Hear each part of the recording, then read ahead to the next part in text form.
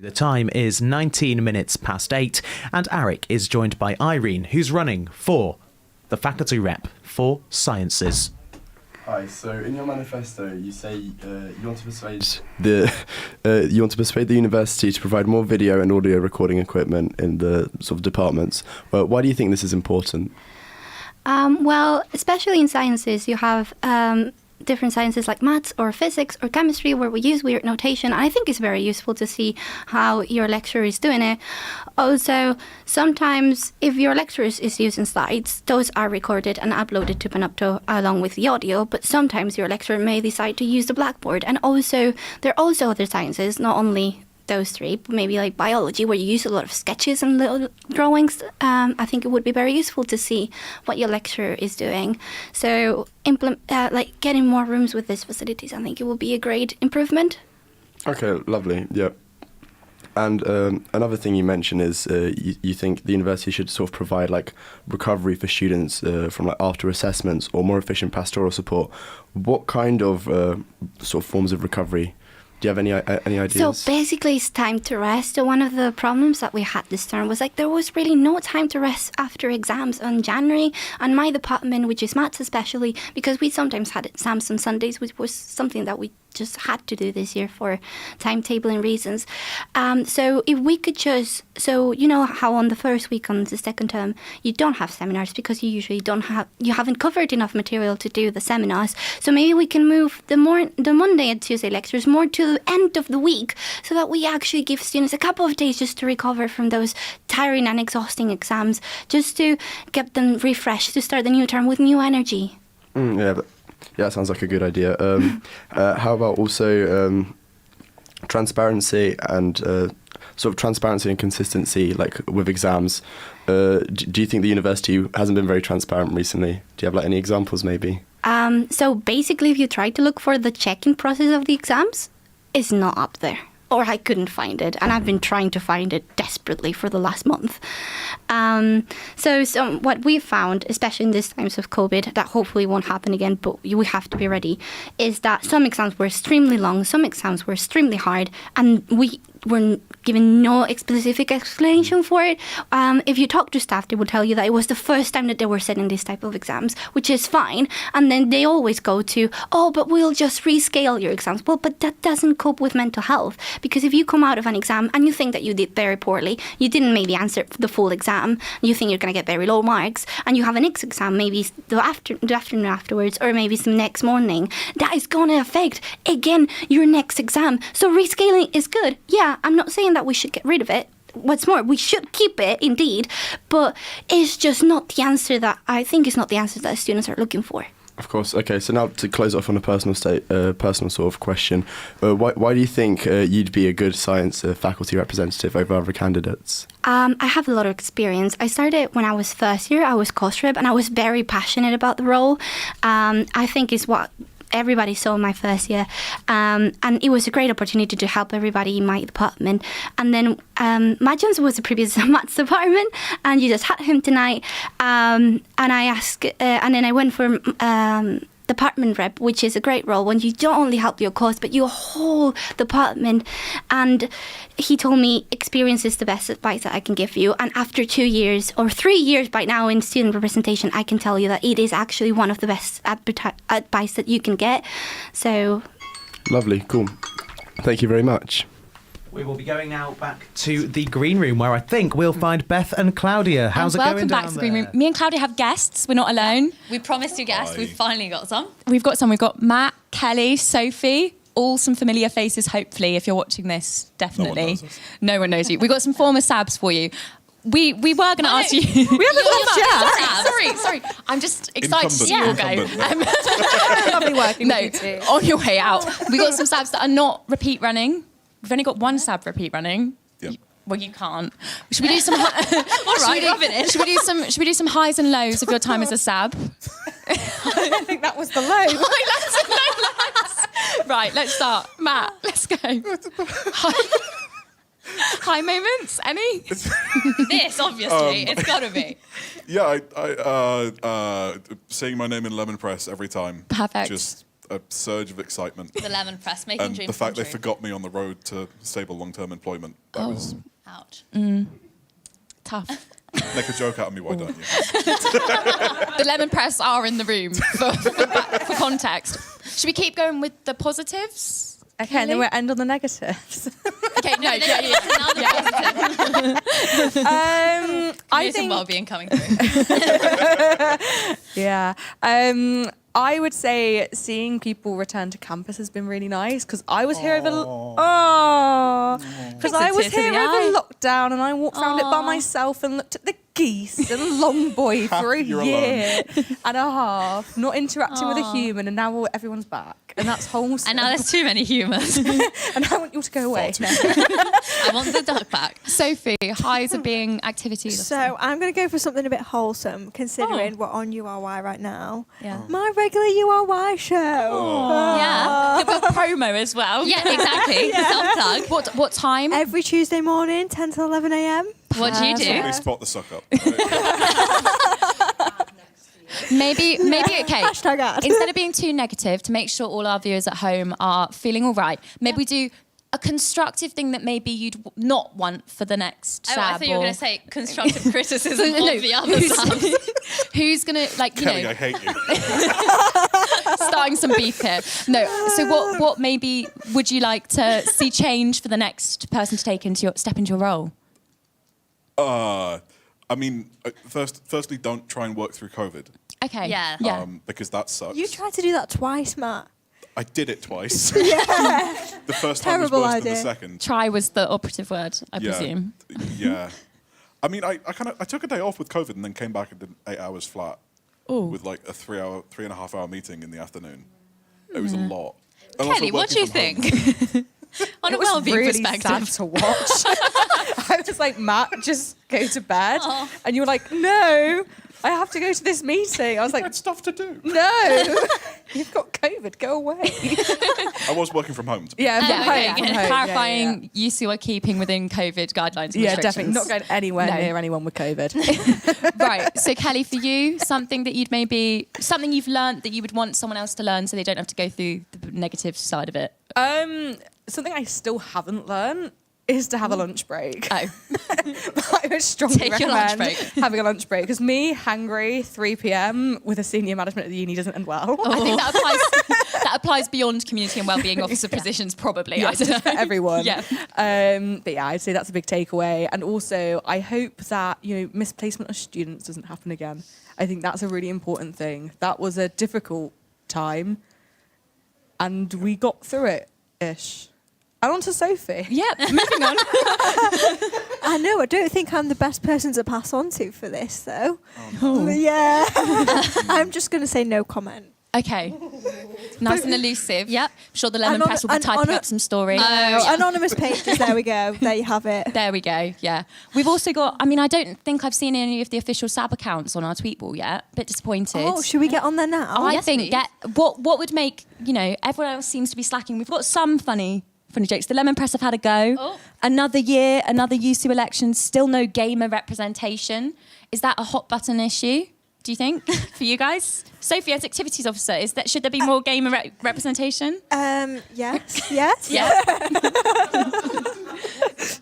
I'm just- Hashtag USU elections 2022 or hashtag CIN 22. Yep. Our marketing officer here is much better at putting out hashtags than anyone else. Am I? We'll see. We'll find out. I've Feel never free to felt send more memes. pressure to be funny.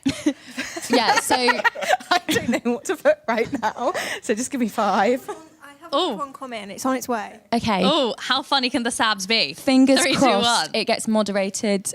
Because remember, Yep. guys, our tweet wall is moderated. So Don't be if mean. you put something inappropriate, it will not make it onto the wall. So make sure, we did learn from 2 years ago. So the Lemon Press were responsible partially, I'd say. Maybe a little bit The Lemon fully. Press being responsible for some controversy. Nah. I'm sensing some tension between Matt and the Lemon Press, I love them dearly. Technically, I'm a paying member. Oh, I've never received an email from them, but I'm a Go paying for member. it. Go for it. tut. The email is apparently not. Have I anyone's made fault. it to the tweet board yet? It's not quite here. Whilst we wait, we did actually The anticipation. Oh, there I am. me at the York Uni It's elections. not funny enough, is it? It's all the drama, Mick. I just love it. Do you You love have to the do the drama? accent.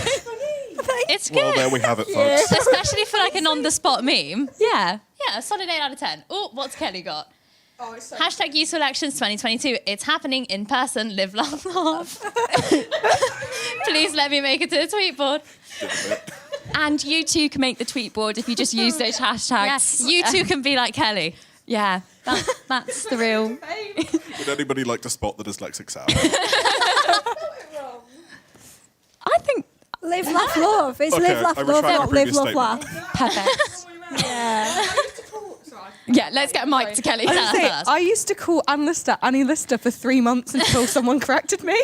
Kelly, I thought you were doing that for banter.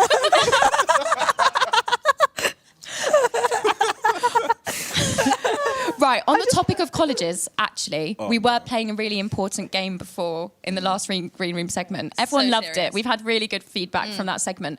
If you had a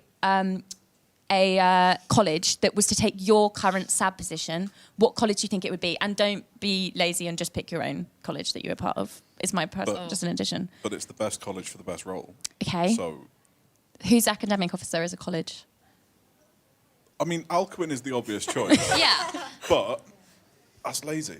That's lazy writing. Feeling a bit targeted Yeah, now. ouch. It's I'm feeling good, Rick. been a long day, okay? Kudrick? No one likes Kudrick. Apologies to any good Rick. Sorry. A vision on Wow. news listening. As the Kudrick Now's stock your just time. plummets. I'm sorry. Okay, so who is it then going to be, Matt? I mean, Langwith. Langwith, right? But you are best college. Langworth. That's a weak choice But- because you just picked yourself. Well, I have a fist fight live on URY. Did you just threaten the community and wellbeing officer? Oh, right, Kelly, community and wellbeing. Before we have a scrap on air, which college is community and wellbeing? I like James, but I'm not from So James that's just College. is that just Oh. preference? You're just like, hey, James, somewhere out there, Kelly likes you. No, the college, because they're a wholesome college. Okay. And I wish sometimes, I was in every college at this university because you've all got your. Oh, lovely. Every college apart from you. No, I like my college. So inappropriate. Right. So, I thought you said. No. Let's not. I'm on Let's my move on. Sophie, should we give you a mic? Kelly, you just said I was in every college. Okay, move No, on. I Oh, wait, okay. on her, Sophie. Moving on before we get an Ofcom violation. Okay, Sophie, sorry. what college would an activities officer be? Well, I was also from Langwith. Best college. So, I have to say Langwith because Langwith till I die. But Langwith is academic. And also, you're not meant to Take pick it. your own college. Oh, it can be both. I know, but Matt picked it Langwith. Well, I It's a stepped up big to place. the challenge. Okay, we'll go Derwent then. Oh. Derwent's a fun college. went You from say that with Langwith such to Derwent. enthusiasm. We've got so that's actually the hot button issue. I really think. Not to get all serious after getting you to say what college you guys would be. What do you think is the main manifesto point? Oh no, we're not going to do that. We're going to actually go to interviews apparently. So there we go. Off we go back.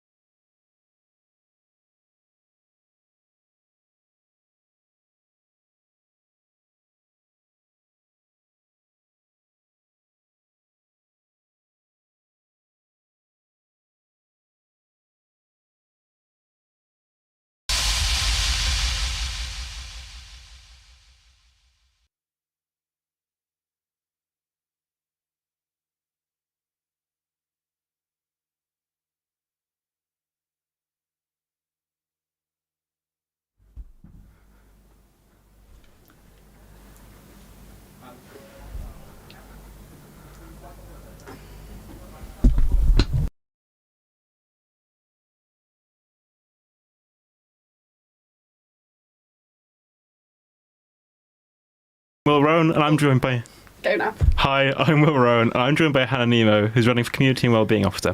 So just to start, could you introduce yourself and why you're running for this role? Of course. So my name is Hannah Nemo. Contrary to popular belief, everyone calls me Hannah Nemo, so it's turned into a campaign brand. I'm running to be your Community and Wellbeing Officer because wellbeing is at the heart of everything I do. Since I've come to university, everything I've done has basically been wellbeing related. I'm a psychology student. I've also been Vice President of Community and Wellbeing for Constantine College last year, and I'm President of Red Flag Campaign at the university as well. I'm also a member of the UC Women and Non-Binary Network as their campaigns officer. So I sort of have a lot of experience at this university, and I think I'm quite well experienced to be able to deal with all of our community and wellbeing issues. Similarly, I think we have a fantastic community here at York. It's what drew me to the university in the first place, and I think UC is a perfect way to develop that community and bring us and the City of York and all of our partners together to make a really good UC. In your manifesto, you're drawing quite a lot of different sections, as in and the manifesto itself is in different sections. How do you say your experiences have let you draw up a manifesto that covers such a wide variety of areas? Yeah, I think because I've had such sort of diverse experience, I think because I've done a lot of different things. Obviously, being Vice President of Community and Wellbeing in a college, you deal with a lot of different things and sort of you deal with a lot of different student networks. So I've been part of the Liberation Welfare Network in USU for the past year, and obviously I work with all of the current part-time officers as part of that, and I think it sort of enabled me to sort of have a really good idea of what sort of needs need to be met by a lot of students and a lot of different students' opinions. And obviously running a campaign whilst I've been at university as well, it's been a challenge, but it means you're able to make a really positive impact and make a change within the student community. And I think it sort of enables me to sort of really properly learn what sort of issues are faced by the students at the university and how to best tackle them, obviously in a sensitive and sort of really happy way for everyone. It's interesting that you mentioned PTOs. I think especially as a role, community and wellbeing benefits from lots of interaction with the PTOs and bringing that experience on board. How would you yourself, as a SAB, amplify the work of PTOs? I think the PTOs that we have in York are absolutely fantastic. I think having worked with them all for so long, the work that they do is completely invaluable, and I think obviously the community at York wouldn't run as effectively as it does without those part-time officers. And I think sort of being sort of community and wellbeing officer, you're sort of the head of all of those, and I think you have the platform to be able to sort of really raise what those different groups are doing, sort of what they're doing to benefit the students as part of those networks. So I think it's a really sort of vital role to have, and I think having that platform to raise that work, like obviously it's not fair for me to speak on behalf of communities that I'm not a part of, which is why it's so fantastic that we have so many part-time officers and volunteer officers who work so hard on behalf of their own respective communities, and I just want to be the voice that amplifies all of their fantastic work. Thank you for that. So you mentioned in your manifesto that you want to lobby for the continuation of some of the financial safety nets put in place during the pandemic. Yeah. Can you tell us a bit more about that? Yeah, so obviously there was the Emergency Student Support Fund that was put in place because of COVID, and then obviously there's a few other like bursaries and grants and things like that, but I think having that emergency support in place should be something that's constant, because obviously COVID is something that's meant sort of financials have gone down. Obviously a lot of students who had jobs whilst at university couldn't go on to work, they've had to go on to furlough, and then obviously now we've come back, people are struggling to get jobs as well because sort of the jobs that are sort of were there aren't there anymore, or like businesses have closed down. And I think other than that as well, there's a lot of other unanticipated financial costs that come with university that aren't covered by the pandemic and were probably there before the pandemic. So I started university, I'm in my third year now, so I started even before the pandemic, and even from my own experience of that, I think there's some financial strain that comes onto students regardless of whether there's a pandemic going on or not. And I think sometimes students don't feel like financially supported enough at the university, so if there's something that UC can do to continue those grants and continue the emergency support where it's necessary, I think there's nothing wrong with doing it. So talking about kind of the more financial side of being a student, previous officers have ran campaigns such as Rent Rant, such as Busters, lots of campaigns that focus on specific issues as a community and wellbeing officer. Are there any that you think need particular focus? I think with the climate and the way things are, sort of the general student population I think are quite unhappy with the way the housing market is looking in York at the moment. I think rent prices sort of going into the next academic year have hiked up quite significantly, and I think that's something that a lot of students aren't happy about. And then similarly there's been some issues with campus accommodation, returning students not being able to get onto campus, and I think that that's something that's really important to look at again and sort of reassess the housing and what is that the student union can do to sort of hold accountability to sort of private landlords, student letting agencies, and also university accommodation as well, because we all have a duty, like a responsibility to our students so that every student is happily housed. And if that's not the case, then UC needs to do something about it, because we're the people who represent the students' opinions, so it should be us who does something about it. I think particularly in the last year, the actual allocation process has come under more scrutiny.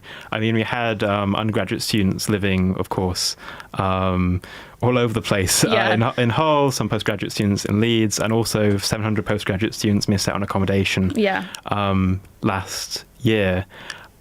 What changes would you like to see in terms of the application process and how accommodation is, especially on campus accommodation, is allocated in York? Yeah, I touch on it a little bit in my own manifesto. I think there's sort of issues, and I think they've increased into this academic year with sort of the housing market being really spread out in terms of when their applications in the house viewings come in. So I believe that this year they've sort of ranged from starting in November going all the way up to campus accommodation only opening a couple of weeks ago. And I think that puts a lot of pressure on students to sort of sign student houses straight away. And then obviously if they've waited for university accommodation and then that's been sort of, there's less accommodation there than they thought there was going to be, that creates a lot of anxiety and a lot of stress for students. And obviously that's a wellbeing impact and also a community issue in that the housing's not there. So I would really like to try and work with sort of City of York Council and sort of our estate agencies and with the university itself to try and better align all of the applications processes so that everything comes out all at the same time, because I think it would just take a lot of pressure off students to do that as well. There's one other issue that I think kind of affects every other issue in terms of community and well-being, particularly on campus of students. It's something that Your Vision recently reported on, which is about the complaints process, which has come under a lot of criticism. One source called it atrocious, and one student told Vision that they felt their attacker was being treated as the victim as part of the misconduct tool in the reporting process. Do you think the complaints process needs change? I definitely think it does, yeah. I think that the way a lot of different things are reported at the university, there sort of needs to be a bit more of a radical reform on it, because I think there's so many things that students need to report and need to talk about, but they don't have the sort of place to do so and they don't have the means to be able to do so. And I think the complaints procedure is in some ways probably a bit sort of long and a bit complicated when it doesn't really need to be. If there's a complaint that needs to be made, it needs to be made. It shouldn't have to be a big massive process of going through all kinds of different forms and speaking to different people. It should just be a really straightforward process regardless of what the complaint is. And I think there's a lot of students that have been have faced issues that have been unanticipated. So for example, like anti-spiking and things like that, there's a lot of issues with raising complaints with that, and students haven't been happy with how that's been dealt with. And similarly, a lot more needs to be done in terms of that as well. So I think on the whole, yeah, there does need to be a lot of change in terms of that. Just to round up in 5 seconds, why should people vote for you? Because I'm the best person for the job. Thank you for joining us. We now go over to Studio Red for our next interview. Thanks, Will. I'm William, and I'm joined in Studio Red by Matt Rogan. Matt, good evening. Good evening, Will. How are you? I'm very well, thank you. But it's not about me, it's about you. What makes you a good fit for Community and Wellbeing Officer? So, I, for the last 2 years, have been LGBTQ plus officer with Dan. And in that time, we have seen just so many fantastic wins. For example, the LGBTQ plus club night at Flares, getting more events on for LGBTQ plus students, and actually getting something for the gender neutral toilet business we have on campus. So because of all these fantastic wins that we've managed to achieve, even in a COVID scenario, I believe the next logical step is to be Community and Wellbeing Officer to actually take these wins to every student in York. That's interesting you say that, because a lot of your manifesto, you talk about your wins as one of the LGBTQ plus officers for the last 2 years. Yep. You've been doing that in partnership with Dan. Yes. Now you're going to be flying solo if you were successful. Yeah. Do you think you can manage? Oh, absolutely. I mean, working with Dan is, because we're still doing it technically, it's just been the absolutely most fantastic experience, because we both have these brilliant ideas and we bounce off each other so well. So we put this input in and we just get each other, and he has been an absolute rock in running LGBTQ Network. So yeah, and I am really excited at the prospect of doing it by myself. But of course, Dan, not really much of a kept secret, but he is my partner, so he'll be by my side no matter what. Okay, and so let's look at your manifesto now. Yes. You talk about affordable accommodation as one of the first things people reading it will see. You say only less than 1% of student population has rooms for £99 per week or less. Is that have I read that right? Yes, so the student population of York, the last time I checked, was 22,020. There are between 120 and 140. So if every student were to live on campus or apply for it, then less than 1% would actually get those £99 rooms. But every student is obviously not competing for this, but still that is just such a small number. And so what do you think you can do to change that? So what I want to do to address this is look at where the university can reduce rooms. So I've mentioned Halifax. These rooms are only in Halifax, but that means any students who want to have a place on East Campus, well, that's completely ruled out. So to address this, I also want to look at the fact that students were promised accommodation and ended up in Hull, and the university managed to afford £230,650, according to York Vision. So that number, if you look at the average cost of living for a student in York, which on campus is £6,591. Where's that number from? That number is from the university's accommodation website, and that's the average of 40-week lets, because I think that's the majority what students take, and all the options, the average in the middle of that is 6,591. If you put that into the 230 grand, that's 35 students the university could afford to completely cut the rent for, but let's be realistic, that is never going to happen. So as a scenario, as an alternative scenario, the university can then surely afford to lower the rent in different places and still be making the same amount of money, if not more, than when they had to shuttle students between Hull and York in first term. Do you think you're the person who can have these conversations with the powers that be at the university and convince them of why these changes should be made? Yes, I do think I'm that person. Why? Because I've had a lot of experience in the past, actually, as LGBTQ+ officer working with the university accommodation and estates team. For example, I worked with the estates team on getting better all-gender toilet provisions.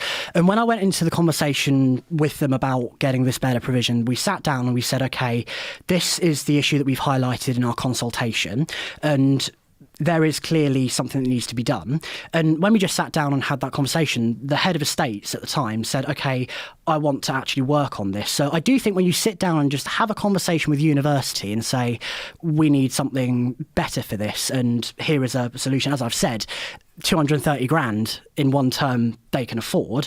I think if you just offer that solution and work together, then it can happen. OK, so one of the other things you mention in your manifesto is about quicker access times for student support plans and exceptional circumstances, you say, should remain evidence-free. Why is that important to you? Well, the reason I want better access to student support plans is because they are so invaluable to students. Now, I am on one myself, and I won't go into too many details, but I needed it earlier this year. And just for people who might not know, what is a student support plan? So a student support plan is basically something you draw up with someone at the university, and it's basically if things go wrong, it's how they can mitigate these things happening. So, for example, it could be occasional extensions on open assessments by about 2 weeks with exams. So it's just something that's in place and tailored to a student so that if these things go wrong, there's something in place for them. And the reason I want to have quicker access times is because, as I said, these are invaluable. And for some students, this could be the difference between getting the best possible grade and them falling short. And no one should have to go through that based on these exceptional circumstances that affect students. There is an argument here that if you keep exceptional circumstances evidence-free, people could exploit that. What do you say to that? Well, yes, it could be exploited per se, but that shouldn't have to take away from those who genuinely need it. So the reason that is why in the past it has been evidence-based is because then somebody is able to make a decision. Do you?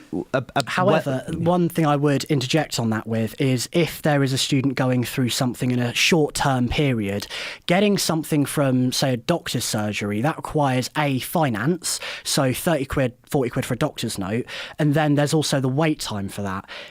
If it's too late, then that is a far worse problem, in my opinion, than students who will be exploiting it, because that is someone, again, this is the difference between their grade being the best it can be and not because of something out of their control. OK.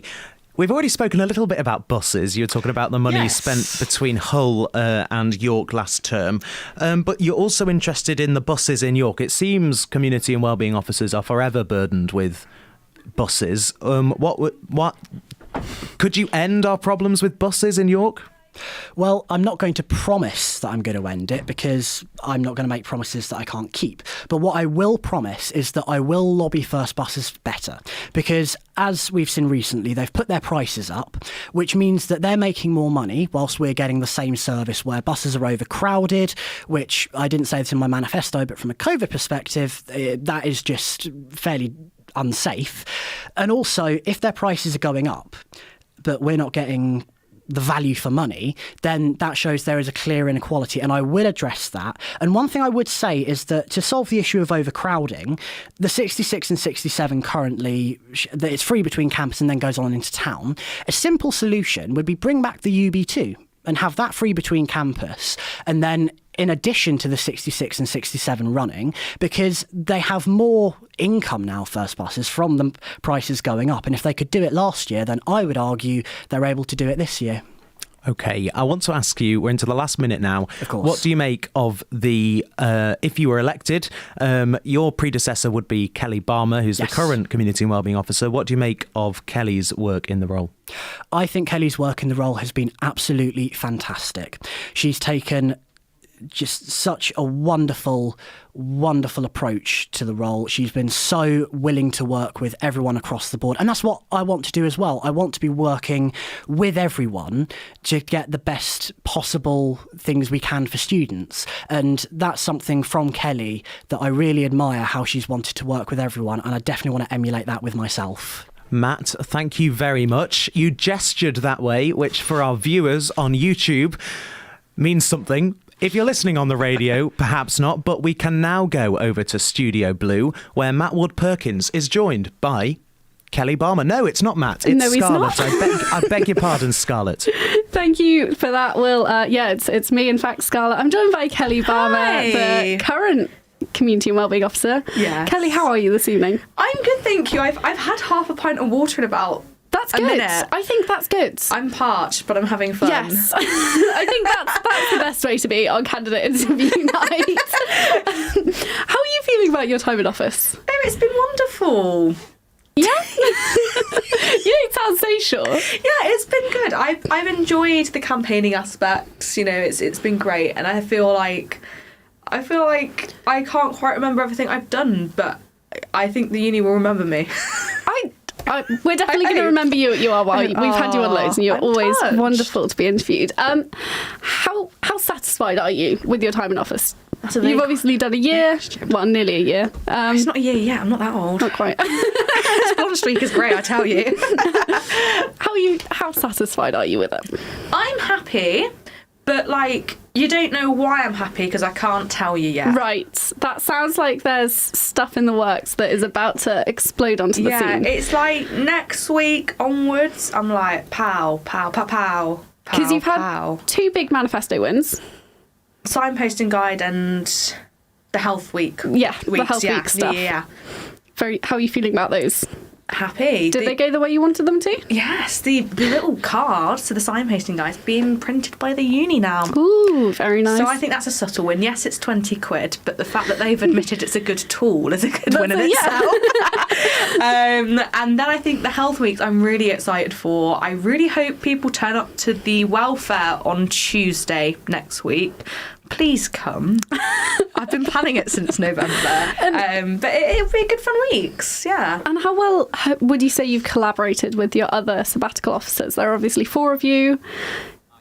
Are you a bit of a tight team now? Yeah, I think it's... I would admit, and I will tell them this to them faces, it was a bit of a weird start. And I feel like towards the end of last term, we started coming together. I think all of the stuff around spiking, extremely stressful time. But I think there was a lot more collaborative work going on there, and I think as well the strikes, we just kind of hit gold about 2 weeks ago.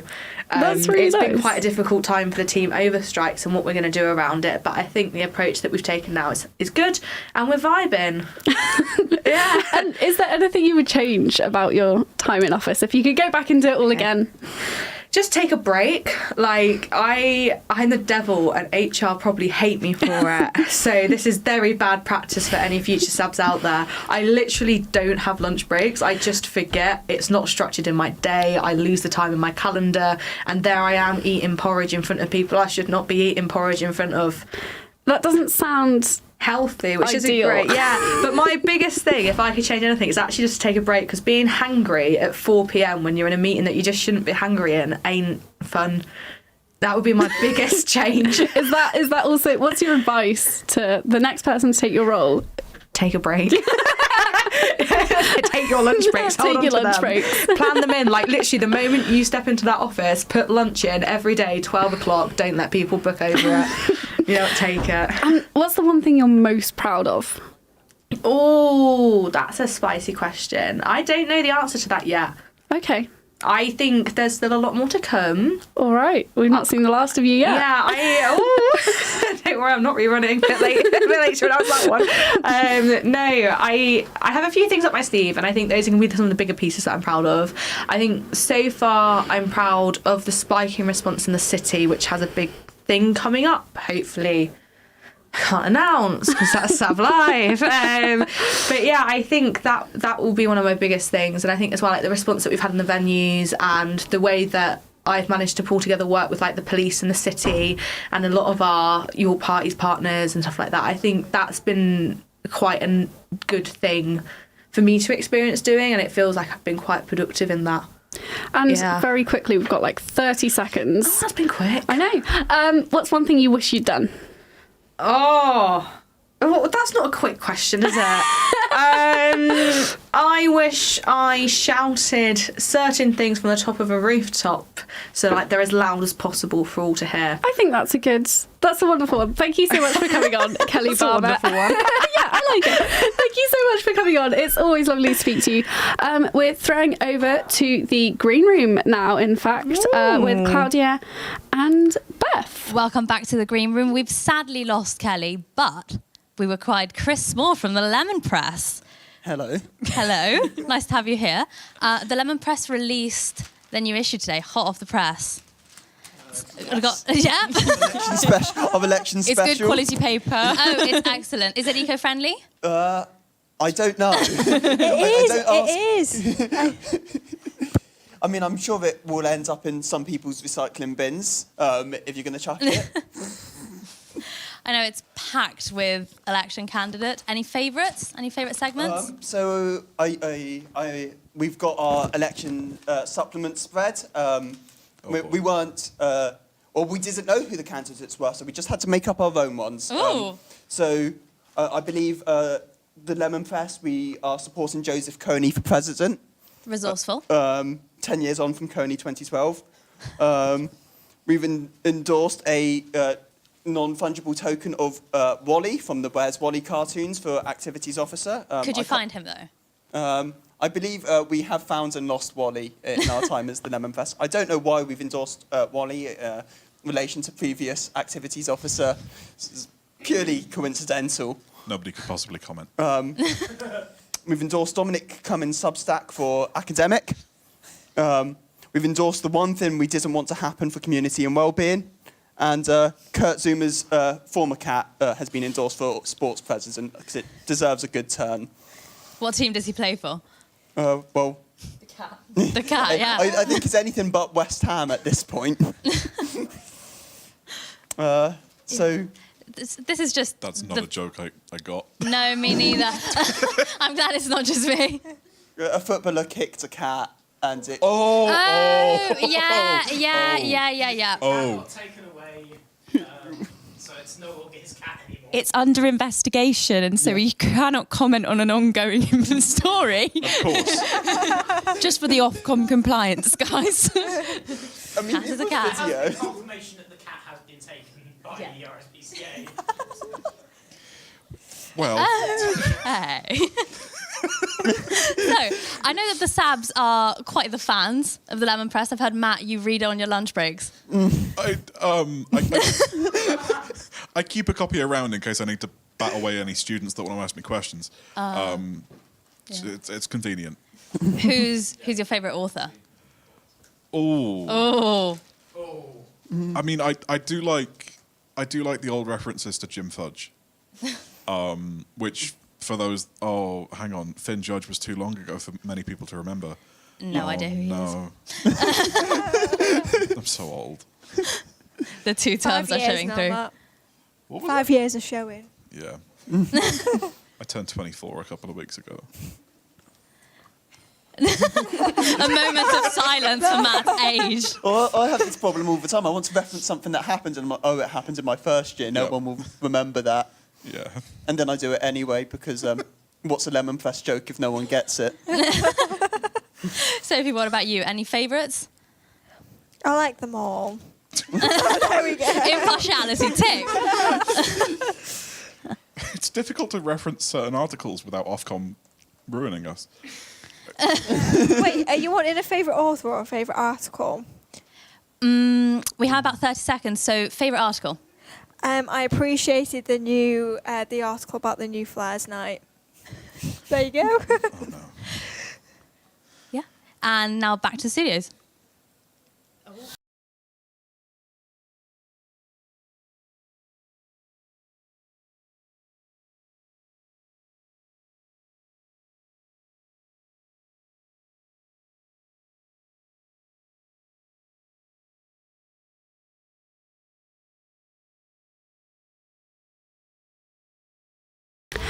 I'm Scarlett Tzorga. I'm joined by Freya Atkins. Freya, first off, tell me about your manifesto.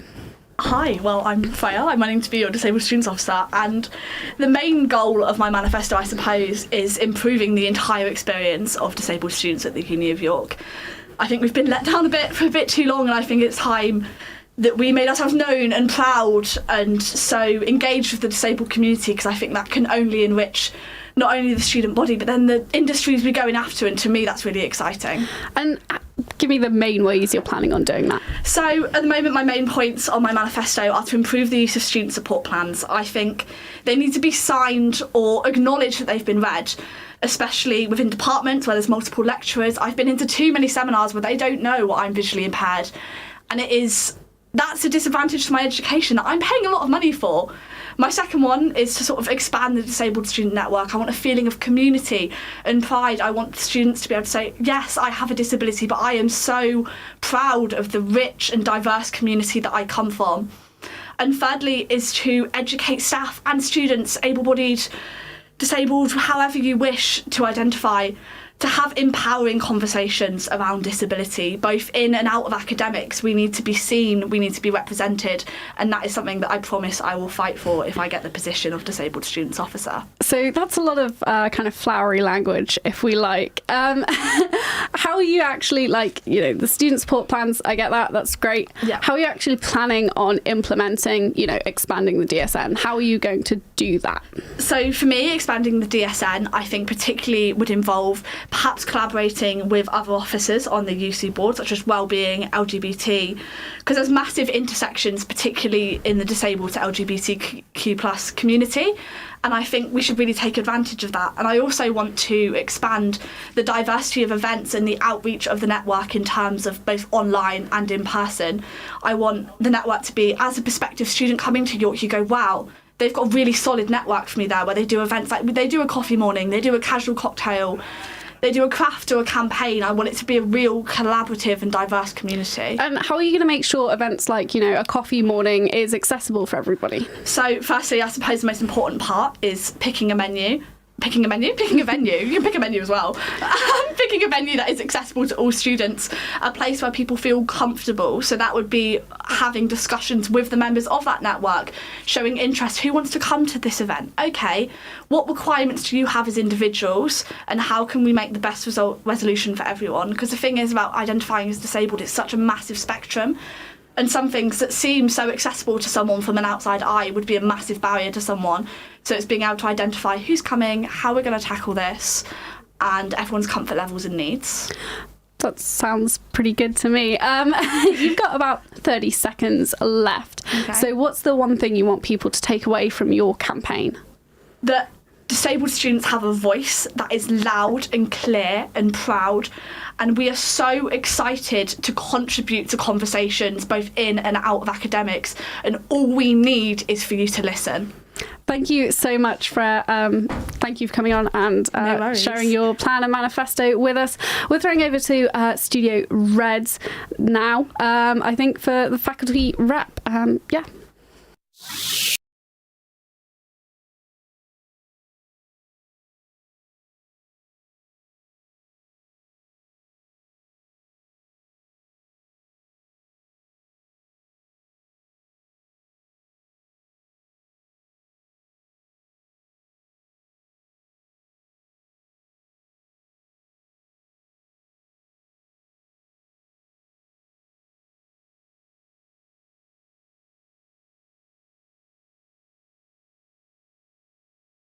Hi there, I'm Maisie and I'm joined by Sam, who's running for the Faculty of Sciences rep alongside Ben, who isn't currently here right now. So my first question for you, Sam, is what exactly is it that you want to change and bring as a science faculty rep? So the three kind of main points that we highlighted, the first was the support that the university provides for the students in the faculty. And that covers some broad terms, but primarily kind of exams and the formatting of them, and communication, which kind of leads to the second point as well, which is a feedback system that the university can integrate to basically better promote connections between students and their own departments. That way, basically, there can become changes that the students actually want versus things that the university thinks they want. And the third was social activities, so kind of bringing more variety and more events in general. So you were discussing earlier about increasing the support and communication. You see, for people who don't study sciences and don't really know anything about it, could you please go over what their support system is currently like and what more you would want to see? So it kind of varies from each topic in the support section. So to focus more on exams to start with, at the minute, the support that's offered is initially when you go to sit an exam, you're given an exam timetable, which can be quite short notice. I mean, the university has a minimum of 5 weeks before the timetable is scheduled. But for this year, at least from my department, we had one that was scheduled on a Sunday. So I know that a lot of people had work commitments or other commitments, and then to only be given five weeks notice, it wasn't enough to then book that off on holiday or to find better arrangements. As well as that, after taking an exam, for example, if you feel like your exam was marked incorrectly, then there isn't actually a structure where you can go and get that remarked or get it reassessed, or even just raise issues where you think the marking may have been incorrect. Even if it was the case, it wouldn't then be changed. Right. For the kind of communication aspect, at the minute there is existing kind of feedback submissions that you can do through a variety of different forms for each department. What I think would be important is to unify those submissions and also to better improve the kind of response that the university gives to those. As often people have commented to me that they feel like what they've said has just been dismissed or kind of swept under the rug or completely ignored in some cases. Right. So alongside where you were discussing about socials and talking about better communication, do you kind of have like an action plan of how you would want to integrate students better with their department? So in terms of the socials, I think the main part of it is to reinvigorate the societies that already exist. Nice. A lot of the people in the societies don't feel like they're getting the full support of the student community, and it kind of then leads to a worsening society system because there's less funding, less activities, less people to actually run events. So I think just to do a big push and actually get people to take part and get people involved is going to be the main improvement that we can make, and from there'll be other things that come alongside that. Nice. So I believe that your main kind of drive is to act as kind of like a bridge between the societies run by students and as well as management. Thank you, Sam. We will now be going to Studio Blue for the next interview.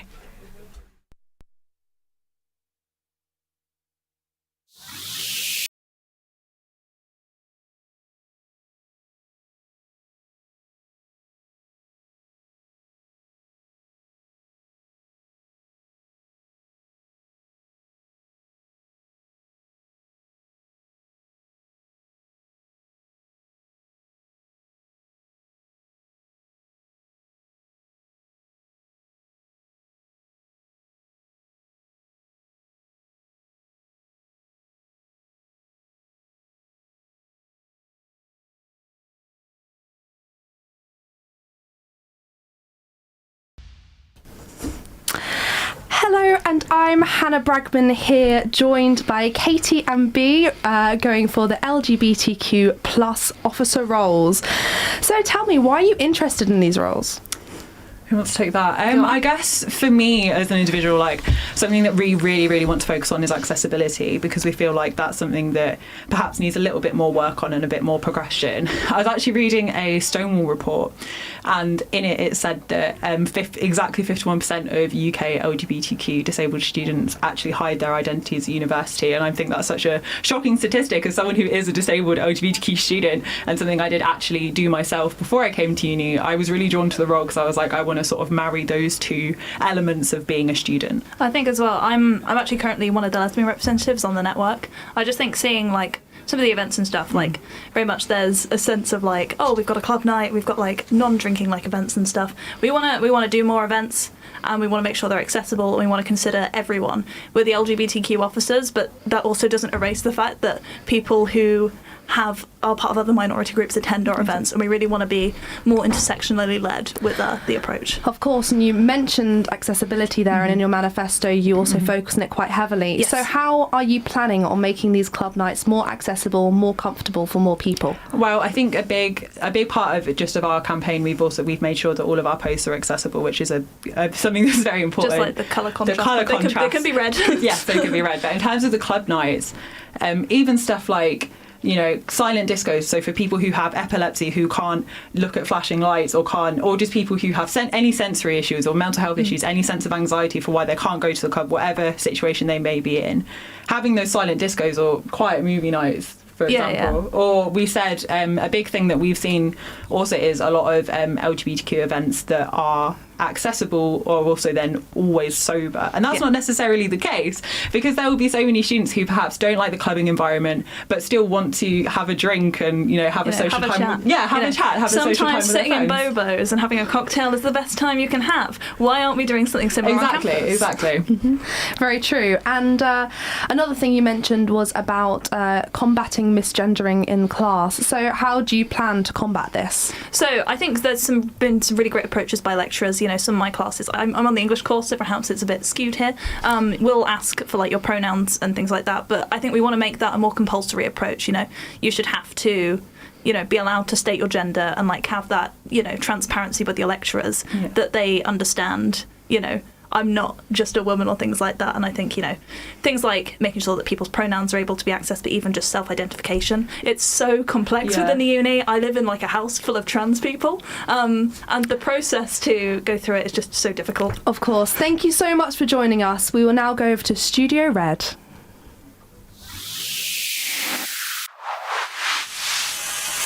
RAG Officer. The Raising and Giving, or RAG Officer, develops fundraising opportunities for students and covers some of USU's biggest events.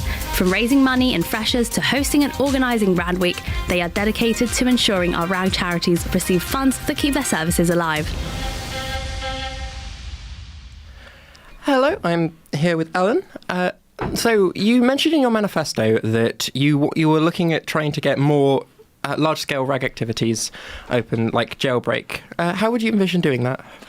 So I'd envision doing things like Jailbreak by definitely getting all of the university involved within RAG, and I'd do that by also raising profile of RAG within the University of York.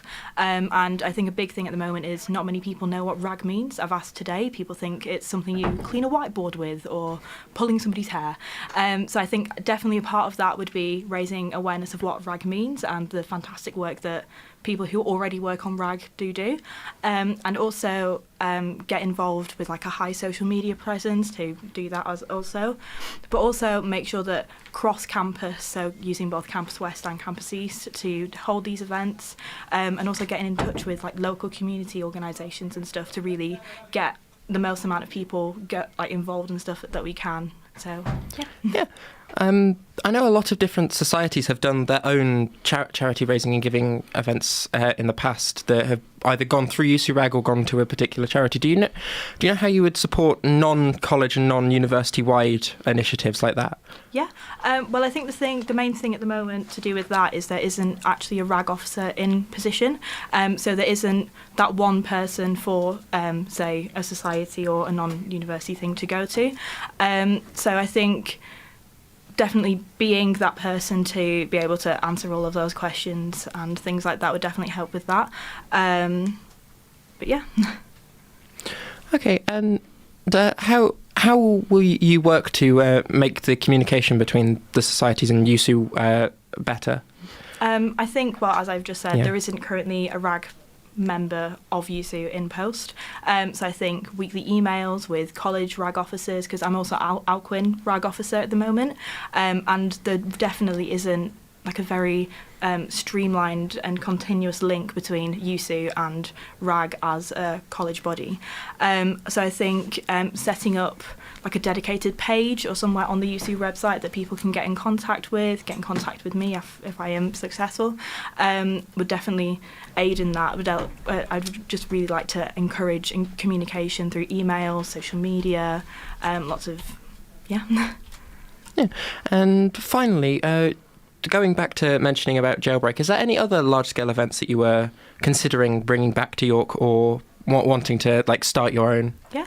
Well, I definitely think that RAG Week exists, and that kind of culminates because it never really happened, because I was in first year last year during COVID, so we didn't have a proper RAG Week event. I think bringing RAG Week and bringing it back to kind of the forefront of social life at the university would definitely do that. But maybe like university-wide fashion shows or things like that, where we definitely use our space and what we already have. So yeah. Yeah, that's really important to try and get more students just involved in doing RAG Week as a initiative rather than it just being individual spears. Yeah. Okay, well, we thank you very much for your interview, and we'll be throwing to the green room next. If one I can do the call sign, you can run it. Stunning. Or vice versa. Welcome back to the Green Room. You're listening to University Radio York, URY 1350 AM and 88.3 FM. And we're now joined with candidates that are not waiting to be interviewed. No. Right, we've got Sam, Katie, B. There we go. We've got it. We've got all the names. Beth, Claudia. We're done. Sorted. Done. Right. How are we feeling? Bit decompressed? Sam, you were quite early on, weren't you? Yeah, a little bit ago. It was feeling. fun, Have you had a good time? So far, How chaotic. does it feel to be on the other side of the interview? Done and dusted. Yeah, more relaxing. More relaxing. What about you two? See, we literally just had our interview. Right, heart still pounding. It's because we both have shows on URY, so I was like, oh, okay, I kind of figure it out. I kind of think I know how it works. And you get in there and I was like, oh my God, this is a lot quicker than I thought it was going to be. I'd like to clarify for anyone planning to run, it's not that intimidating. No. I mean, No, who we're were you nice, guys I both promise. interviewed by? Do you know? Hannah. Hannah? Do you know who you were interviewed by? It's fine. She did say a name. Okay. I'm so sorry. Oh, no. Forgotten already, obviously. Sorry, guys. I think the nerves. I think sometimes what's scarier is the more intimidating LED lights. I don't know. If, Yeah, totally. Yeah. It was usually so brightly lit, and it was just like, oh. maybe that's what we work on next year. We'll do some like nice ambience, make you all feel a bit relaxed. Ooh, maybe make it switch, like a bit of colour changes, just waving in and out. Some LEDs. Yeah. Go all A bit of TikTok colour on that. therapy. Yeah. Yeah, TikTok vibes in the interview studio. I'm The getting some engineering looks department don't isn't think that's gonna be agreeing. happening. The head of engineering at URY is very, very sternly nodding. No colour. Well, that's boring. This is obviously quite different from last year because I don't think any of you ran last year, but it was all online. It was all a bit different, obviously quite COVID-y in terms of you've obviously not got your partner here, as in your running partner. He's isolating, Yeah. unfortunately, and he's going to probably run into physical campaigning as well. Yeah. So it's going to be me solo running around trying to grab people and be like, Well, we hope he gets read my better soon. manifesto. How are you guys going to find, it's all a bit different with it being half physical, but then also you've got so many online students. Yeah, I mean, we've tried to go quite ham on our online approach because I think, like, even if you're on campus, I think people don't really pay attention. Sometimes you're just there. Whereas, like, online, everyone's online all the time, Yeah. Yeah, I think the way that our like online campaign, because I can't do graphics for the life of me, but Right. you can. So basically, the way that we've done it is you'll make a graphic and then I'll spell check it, and I'll do a caption, and that's kind of how we've Hey, done it. teamwork makes the dream work. Exactly. I mean, we've had some interesting tweets recently. One of them earlier was that any candidate that drinks Carling, you shouldn't vote for. Is there anything like that? When you're looking at your fellow candidates, when you're looking at things running for other positions who you might endorse elsewhere, what's like one thing where you're like, no, can't vote for The you? biggest red flag. Almost like a candidate ick. if that makes sense. Mine- She's ready. Like, this is based off my flatmate. Mine is if they don't class McDonald's as real food. Okay, so that should be the question we're asking. Yeah, that should be the question. Yeah, right, Sam? Mine is if they're running for science faculty rep and it's not me and Ben. Right, yep, fair enough. I guess that is kind of part of the thing. Any icks, candidate icks? I don't know. I guess if they just go to Pop World on a regular basis. Now, what's your favourite club? Oh, That's the question. It depends on it depends who I'm with, and it depends what I'm doing. I always go to the LGBTQ night at Flares because I like the vibe of that, and I just tend to like the music at Flares. But I feel like we end up in salvos begrudgingly quite often. We didn't get kicked out. We didn't get let in. And this is also, with all these things, we're going to have to be looking out for. So then, would this be a question then? Do you drink Carling? Should that be now on the CIN interview list of the question list we should be asking you? I mean, I'm a barmaid by profession. Ooh, what's your drink? We'll say. So I pour a lot of Carling, so... Maybe not then. We'll have to see. We'll have to maybe improve. But yeah, no. Anyway, I think we are back to more interviews, so hopefully some more candidates come soon. But yeah, back to the studios now.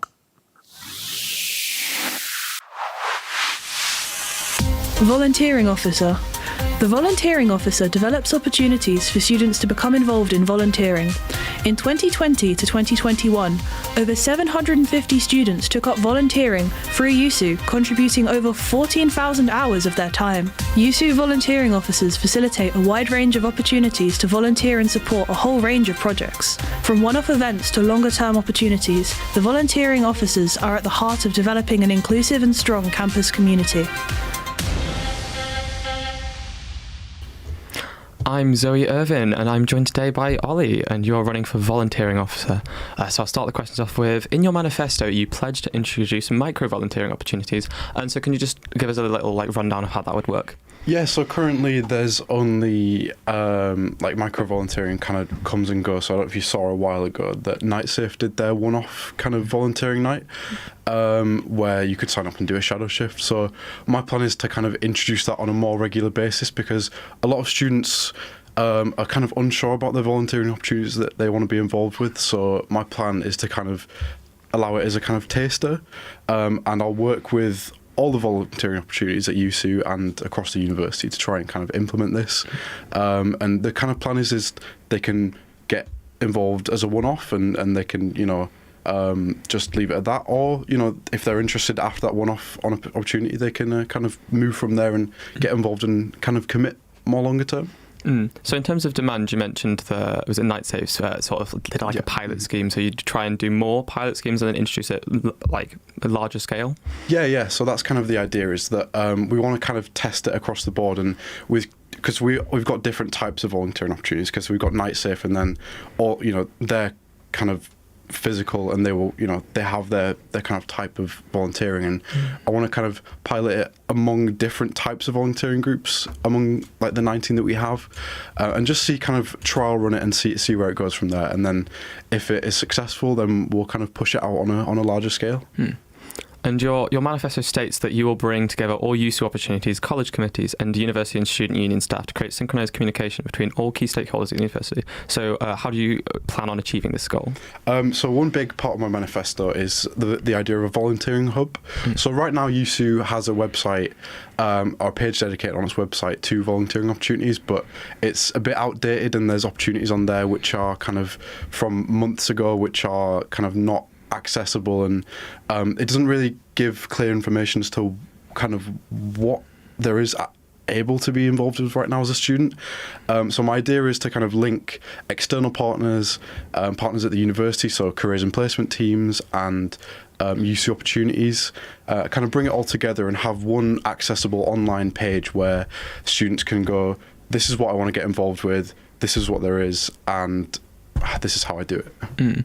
And just a question about, there's already platforms like Handshake that offer, it's more for like careers from Handshake, so would it not be easier than creating something entirely new but to work with the existing networks? Yeah, so that's the plan, is that we would work with the platforms that we have right now, and kind of I've already thought about the kind of idea of Handshake has some volunteering opportunities on it already, and we would work with careers to kind of not port them over and kind of steal them in a way, but we kind of advertise them on our hub and have them there, so students have one place to go, so it's accessible and they know where to go to find opportunities.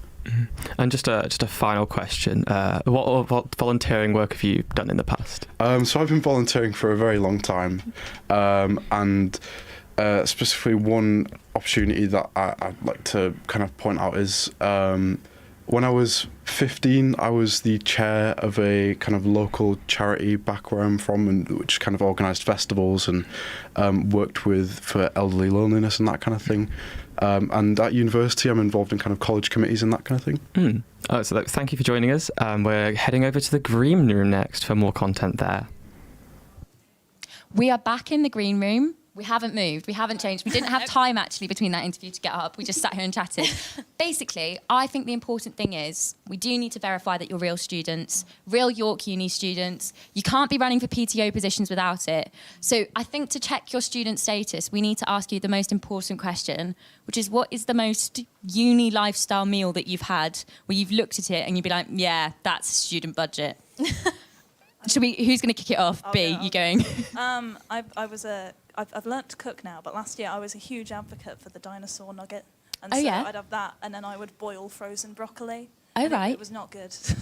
Any sort of, did you boil out the vitamins? Was that kind of? Yeah, I think so. I hate broccoli, so I don't really know. I was like, my mum says I should, so I will. So just boil it so much it doesn't taste of anything. Yeah, it just goes to mush. And then dinosaur nuggets. Exactly. Done. Was it corn dinosaur nuggets or chicken? No, they weren't out then, because they only came out recently. Because didn't corn they? chicken nuggets are, corn nuggets are better than chicken nuggets. They are. Apparently. They're expensive though. Yeah, to be fair, that's not student lifestyle budget. No, not student at all. Sam? Just to be clear, dinosaur nuggets are also better than standard chicken nuggets. Yeah, the shape makes a difference. No, I agree. It's like there's better shapes at McDonald's. Like the ones that are slightly square are better than the round ones. Yeah, right. Everyone knows that.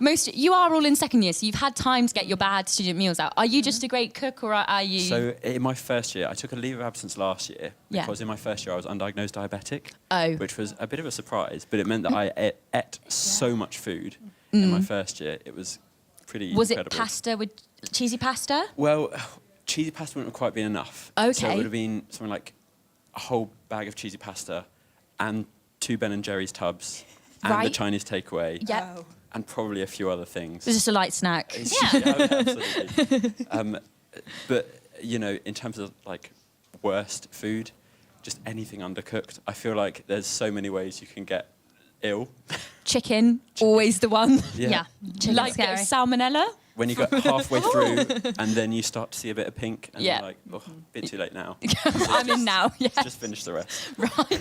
Katie, other than salmonella, save us. Mine embarrassingly was last term. I had like 1 week where I just had to work. It was just a bad week. And there was one day where I had frozen mash. So you already know, frozen mash, sausages and gravy for lunch, and then I had the exact same for dinner. And then When you say frozen, I am hoping You it was defrosted cooked. it, right? Yeah, Okay. yeah, but it's like mash. It's like, well, I had to use up the bacon because it was going out of date that day and didn't have anything else. She had out-of-date bacon and frozen mash. See, when you said frozen mash, I was fully envisioning you eating a tub of I like, wasn't just ice eating cream a frozen mash. consistency It was mashed just potatoes. a kilogram of mash. Fact check, it was cooked. It was cooked. Thank I'm not God. a psychopath. But Yeah. Hey, I'm right here. You've never eaten frozen mash, have you? Like frozen? Chicken. Uncooked chicken, there we you're go. allowed. Well, some frozen mash on the side would be nice. Yeah. Spice it up a bit. Compliment it. I think, to be fair, other than your Pop World dig, yeah. which I did think was a bit harsh for a student lifestyle, Yeah. I do think that actually, I think we might have verified you are all students. We have just got to hope that maybe these are the questions we're asking all the candidates, and we should be going back to some interviews now, I believe. So back to the studios. Activities Officer. The Activities Officer supports and develops engagement and inclusivity in extracurricular activities, including societies, media, RAG, volunteering and events. The Activities Officer represents 200 plus student groups to the university, lobbying for their interests and making sure that they receive the recognition they deserve. Hello, I'm Hannah Bragman here, joined by Rohan. Thank you, Green Room. And Rohan, so you're running for the role of Activities Officer. Tell me why you want to run for this role. Well, there's quite a few reasons why I want to run for it, but the main one is I feel like I'll be very well suited to the role. It's something that, I love being involved in student life throughout my time at uni. I've been a very active member of student life, I think, especially, media, performance. I did USU BAME last year. I wanted to stay involved with student life for one more year, and I think I'll be suited towards it. But also, I feel like USU can improve. USU can do better in certain areas, and student activities is one of them, and I'd love to contribute to that. Mm-hmm. And you mentioned in your manifesto about advertising for more student events and student activities. So how would you plan to advertise for these? Yeah, so I feel like USU has a lot of potential on the marketing side of things, but I don't think it's that streamlined. I think more student groups can get involved in sort of using USU's systems. So the way I'd do it is I'd split the event section of the USU website, which already exists. I'd split it into different categories, subsections, so performance, media, sports, social, so that people can find the specific events or activities or student groups that they might want to get involved with much easier, instead of scrolling through all of the events and so on, because there's a lot. We've got 250 student groups, so there's a lot. And then that also makes it more streamlined on social media. So USU on social media accounts, whether that's activities officer or the main one, can say in a week, look, here's the media events going on, here's the performance events going on. And I think that just highlights student groups much more. And I think also it's quite a long process to submit events on the USU website and actually get that advertising in the first place. So I'd hopefully work with the team and look for ways to make that a bit easier, so more student groups are willing to use the tools. And how would you make that a bit more easy? Do you have any ideas at the moment? Well, I've been told that the system that the website that USU uses with the website is quite hard to change. So that's something I'd sort of lobby for, and look into ways, work with the IT team and look into the ways of doing. But I think that's probably a bit technical for me to do alone. Of course. You also mentioned in your manifesto, you talk quite highly about using social media as your platform. So I was just wondering how you'd also get to the students who don't use social media. The university has over 22,000 students in it, and USU is only followed by 8,000 students, just over 8,000 students on Instagram. Obviously, the previous activities officer, Sophie Kelly's only got 742. So how are you going to reach to the other people who don't have social media? I'd remain very active on emails. All the SABs have emails, USU use emails, and I think I'd continue to use that, absolutely, and make it quite clear that is social media. I think I did mention in my manifesto social media and emails. Emails as well. And I also think there's the USU website is a very good tool to use. So same with sort of the events advertising. If the USU website is more accessible, then that makes it easier. And there's the Use Suggestions platform on the USU website as well. So if people don't want to sort of email with their suggestions, they can just fill in something very easy on the website. So I'd highlight that too. Okay, sure. And inclusivity, that was another point in your manifesto, which is obviously very important. One thing you did mention is about extra financial support for some of the students. I was just wondering, where are you planning on getting this extra financial support from? Well, I mean, USU has a lot of funds, and I think some gets left over every year in terms of supporting specific students. And obviously there's budgets allocated to student societies through YouFund, YouStart and so on. So I think some of that money can go to, and I think I used the example of non-drinking events, because not everyone likes clubbing. There's a case for making, accessible club nights, but I think there isn't a designated space on campus for clubs. D-Bar is great, but I think we can explore more options for social events, and obviously that could do with a bit of funding that comes out the normal budget. So it's just about reallocating things. And talking about new spaces, the student centre you also mentioned. So tell me a bit about the student centre and what for you is the most important thing about this centre. I think, firstly, the most important thing about the centre is for USU to pressure the university into letting students have their say about it, because the plans are already underway with sort of, to my knowledge, not much sort of input from the SABs. And the SABs obviously represent students and also the part-time officers. So the most important thing is making sure that the university listen, and then we can make sure that space represents all aspects of student life. So media, a clubbing space, accessibility, so it has, the facilities are accessible, everyone can use them, and a place to relax. So it should have something for everyone there. But I think the main challenge is making sure that because the university own the buildings, but I think USU and the students should advise on what that looks like. And one other thing that really interested me about your manifesto was your suggestion for professional training for some of the societies. Can you tell me a little bit more about your reasoning behind this? Well, I think at the moment the training is, there are various training documents, but only people who are at the top of committees get that and so on. And I think some events were tried this year, but it didn't really get off the ground that much. So I think getting in touch with organisations and so on, and putting on events on campus, videos and so on. So it's not just all written down, but obviously have accessible documents as well that are easily available to student groups. So I think a variety of ways, so that it's professional expert advice, or even opportunities for students to travel somewhere and go to a workshop or something like that. And finally, I'd like to touch on nightlife, as you did mention it too. What reporting tools were you referring to in your manifesto? And do you think that prevention is more important than the reporting tools? How would you try and prevent, situations from happening to increase student welfare on nights out? I think prevention is the most important thing. And I think part of that is, I raised the point about transparency. And I think that's so important for students to know what support is available to them on nights out, if they don't feel safe and so on. And I think I made reference to the USU liaison. Now, there's a USU liaison at every club night. I didn't know that. I don't think a lot of students know that.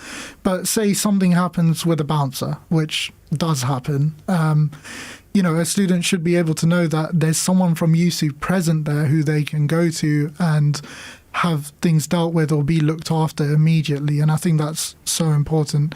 And also things like we're instigating in the bars on campus, the things in glasses and so on. So I think prevention is important.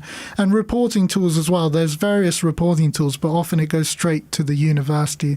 And I think there needs to be something clear on the USU website for people to go to and talk to USU immediately, instead of having to go straight to the university. I think USU should look after students to a larger extent with nightlife. Of course. Thank you so much for joining me, and we're going to go back to the green room. Hello and welcome back to the green room. You've got a lot of green room and also a lot of us five. Yeah. Hope you're enjoying it. If not, really sorry, but you've only got 9 minutes this time, so you can set a timer and walk away and come back after if you want. We have got some more tweets. People have been quite creative. We've got a meme saying, find some candidates, make the green room do serious journalism, then use the word ick unironically, and then they're shocked by that. I apologise for my use of the word ick. For any viewers that were offended or any listeners, I do hope that you will survive that grievance. But it's a word. We've got some interesting people making fun of the Lemon Press's paper usage. Also, Isaac Lowe from the tech team showing the food of winners, baked beans with sausages in a rich and tasty tomato sauce. We've also got some actually nice, wholesome things as well. Some alumni throwing back to their times at USU. Elections. Sam in the office has donuts. I'm happy for you, Sam. I kind of want donuts. Don't know if any of you are feeling like that. Go-to donut. You're getting a Krispy Kreme. What'd you get? I got the original glaze. It's really basic. The rest of them are too sweet. I can back that. Thank you. Good donut toast. No chocolate dream cake. Right. Oh. The opposite. I don't get it enough to know what it's called, but there's one, it's kind of like the glazed one, but it's got passion fruit. Oh. Do you know what I mean? That's advanced It's for like- Krispy Kreme. I've had it literally once. And it's But the it best was- one. I mean, I had it and I was like, this is the best thing. It's just like a normal donut shape, but it's got like passion fruit like in the middle. Oh, see, I'm a bit partial to a Biscoff one. Yeah. Oh, Not no, to be the basic, Biscoff but they ones are are quite actually good. really They are. good. Right. We've already validated that you might be kind of students. Now we need to check that you're York students. So actually, this is really important knowledge. None of you are running for activities officer. No. But just in case you think about it next year, we're prepping you for it. So we got to play a classic URY game of sock or not. Okay. Sock as in society, not the thing you put on your feet. So I'm going to say a name of a society. It may be a society at York. It may not be. But you have got to guess. And you've got to lock in your answer like they do on the wheel. If anyone watches that, it's great. Right. Let's start with, I would argue, an easy one. Maybe not. Don't know. Beekeeping society. Sock or not? I think that's a society. I'm pretty. I think it is. You think Yeah, it is a I'm society? locking in yes. We're locking in yet. We're looking in yes. You would be correct. So well done, guys. You've all got 1 point. I'm not going to keep track of these points. No. So if you want to keep track, go ahead. Snack society. Yeah, no, that is. That is. I don't think so. Do you not like snacking? For context, we've got a hummus society. Yeah, but I don't think there's an actual snack society. Okay, I'll go with my running mate. So we've locked in no and we've locked in yes. So Oh. there is not a snack society. Just throwing back to Fresh as Womp womp. Crazy losses. Right. Flat Earth Society. Sock or not? At York. That's a sock. Sciences rep. Tell us. Well, No, we're not going into that debate. No, we're not. Sock or not? I don't think I've seen it. I don't think there'd be enough members to get it as a society. I'd hope there aren't. Okay, so you're looking in no. Yeah, let's say no. It is a York Society. even again. Even again, there we go. Fashion Society. Yes. Member? Yes. No. They give us a sticker at the Fresh. Then yes. You have been helped. It is, in fact, they may have given out stickers, I don't know, but they are in it. So there we go. Douglas Adams Society. Sock or I not? don't know what that is. No. Not a sock. I'm going to go with no then. It is a society. See, I was like, oh, because it's so specific, maybe it is. I should have gone with my gut. What is it? Douglas Adams is the author of Hitchhiker's Guide to a Galaxy. Yes. Oh, Big yes. fan base. And that was one of the Clearly. first things that I got told on my open day. Oh. Just a bit niche, in case Fair enough. wanted to know. Nap Society. Part of student lifestyle. Nap Society. Would I gladly would get a think. membership I would for that hope one. yes. You hope yes, but what are you looking in? Yes? Yeah, I'll look in yes. But I'm confused as to what you would do. Because you just join, like. But book again, what are room you out doing at a and lot of the other sleep. societies? Oh, that's very true. Maybe they have forums. They speak about how to nap best. Like, what are the ideal conditions for a nap? Like tactics. Yeah. How to sleep. Yeah. I don't. What do you think? I don't think so. Oh, fine. I'll go. Okay, I'll go with no then. I said yes. It is not a society. Good at it. Oh, crazy losses, Yeah, 'cause guys. I know. Crazy losses here. It's high stakes in the green room. Right. Cheese and Wine Society. That is. Yeah, that is. Okay, sorry, guys. Didn't mean to upset you with being so obvious. Yep, it is. Major Like, selling point for the yeah. year. It is. Right, okay. Bell Ringing Society. Probably. I mean, there's a church around the corner. Because there's a lot of like churches. It's my logic. A lot of bells. There's places. There we go. It is a society. Right, I think the real question that comes from this, I actually don't know who won. I think it was relatively even. Relatively I think I even, lost. I think the whole time. Yeah, we'll go with that. We'll go with that. Yeah. If you had to create a society, what would it be? Well, now that I've heard it, Nap Society. Yeah. True. How would you run it? Meetings every one of my lectures. Right. I don't know, maybe a potluck society. But I wouldn't bring anything. I'd just show up and like eat. You just judge it. So Yeah. a free rider society for you. I want a free food society. I don't know what I'd call it. I'd have to brainstorm it. But I feel like a society where you can just come and like rant about your day or your week to people.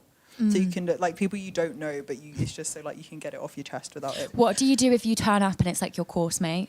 Oh, see, there's the thing. See, that's why you have to brainstorm it. Then it's like a cage match. You put them both opposite each other. Squid Game, yeah, it's anonymous. The person you have a problem with is the person who comes up. Yeah, see, that's where you have the issue. Bit beef drama, really. I think you're just turning into a bit of a toxic society.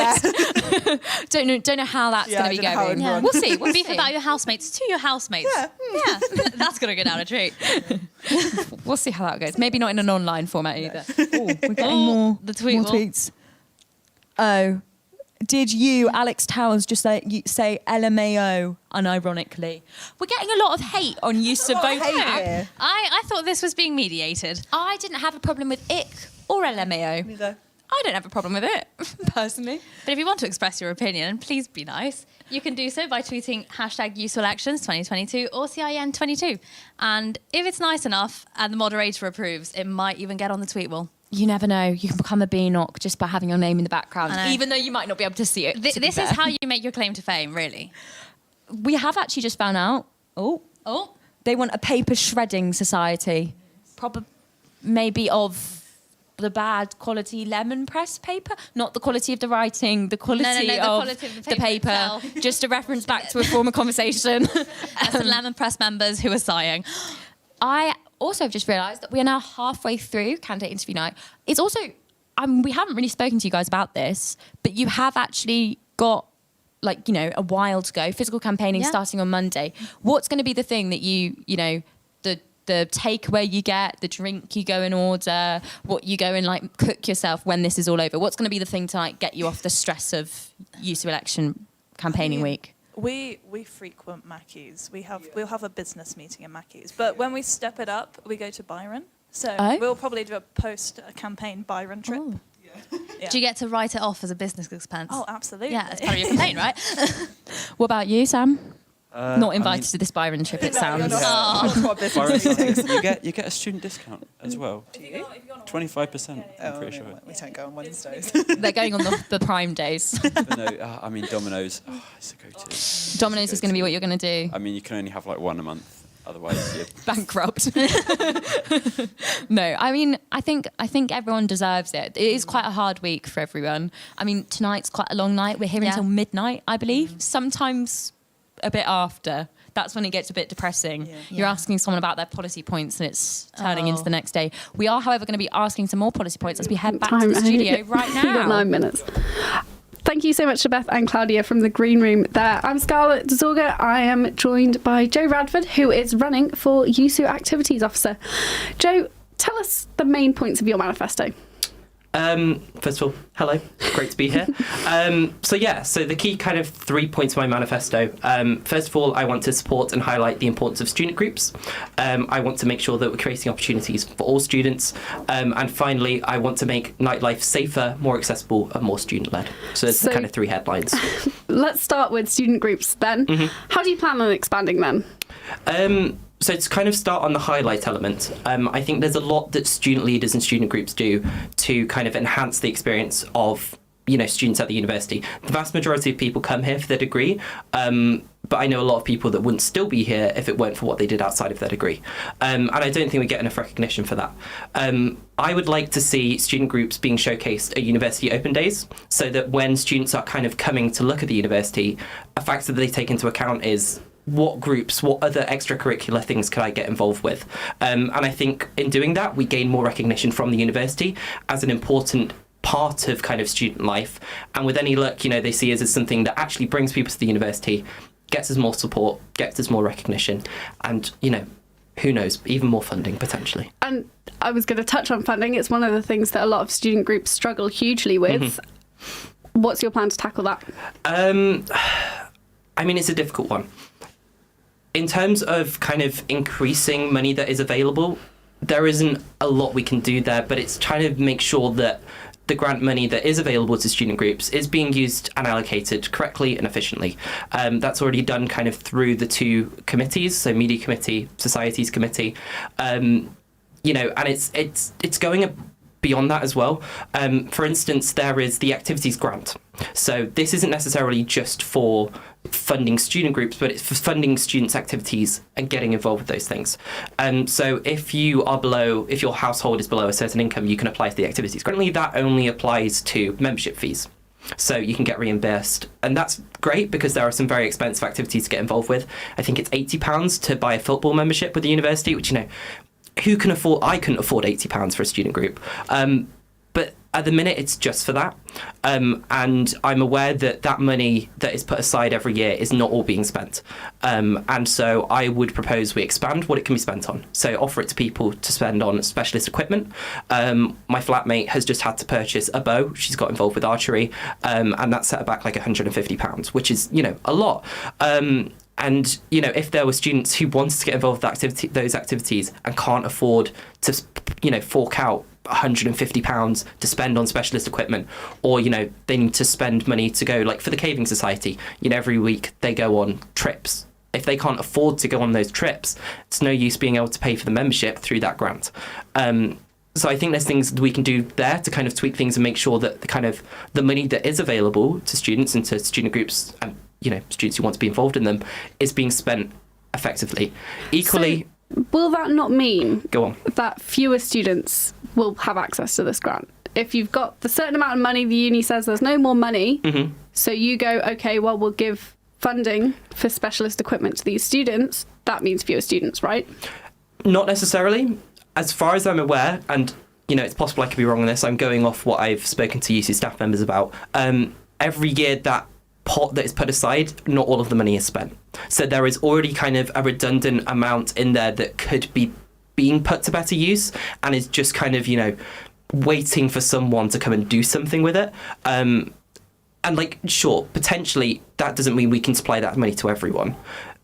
But I think we can still supply it to all of the people who already get it, because clearly that is possible. And we can go further and extend that to, those people who also need a bit more support already. And you mentioned wanting to make nightlife more accessible. Yes. How do you plan on doing that? So I think there's a couple of things we can do. I'm kind of proposing lots of specific individual nights which are accessible to kind of groups. So for instance, kind of a night where there's no strobe lighting, to make it inclusive to people with epilepsy. Or equally a night where, there's quiet music, or kind of silent disco nights where you can turn down the music. So people who suffer from things like autism, can feel welcome and included and that kind of thing. Equally, hosting a club night that, is a sober club night, a non-drinking one. I think doing lots of little things kind of across the board to kind of make sure that, people do feel like they're being included, because obviously, to try and throw all of those things into one night, to do a night that, is silent disco, no, bright lights and flashing lights, sober night as well, all in one, it becomes a tokenistic night. It's like, it's the night for everyone who can't go to, the club nights that are upon, week in, week out. So I think, across the term, we can do more to kind of increase the appeal to students who don't feel included at the moment. And so accessibility in societies is something I've struggled with personally. How do you plan on, in COVID, we saw a great amount of societies moving all of their stuff online. Yeah. Most of that online provision for societies has been completely dropped. How do you plan on reaching those disabled students who can't make meetings? So I think it's got to start kind of, at the activities officer level, kind of within USU. We've got to make sure that there is the support, because we can't just expect student leaders who have no training in this and realistically don't know what the issues are. I speak from that as a student leader myself. As the head of a society, I don't know what needs to be done, and I have not been offered training on that. That is an issue. There was the scandal that's kind of come out with news today of kind of, the initial elections campaign not being inclusive. That is an institutional issue, both within USU, and I think there's issues with it within the university as well. It needs to change at that kind of top level first. There needs to be, better training for not only USU staff members, but then also they can then offer that training to student leaders. Generally, I just think that student leaders aren't offered enough support. We put in so much time, so much effort to make the time for other students at university better. And we aren't supported enough in that. We aren't given enough training. We aren't given enough wellbeing support. You know, I know students who had, you know, mental breakdowns. So this is something that Sophie Kelly, current activities officer, has been trying really hard to implement and trying to do training. How are you going to build on what she's done? Because she's faced some real blockages and difficulties with that. So I think it's kind of twofold. First of all, it's making the resources that are available at the moment more accessible. They're kind of locked away behind, you have to have a USU email account to actually be able to find the student group resources. If you're a college committee, they're in a different place. Sports group, they're in even, you know, another place again.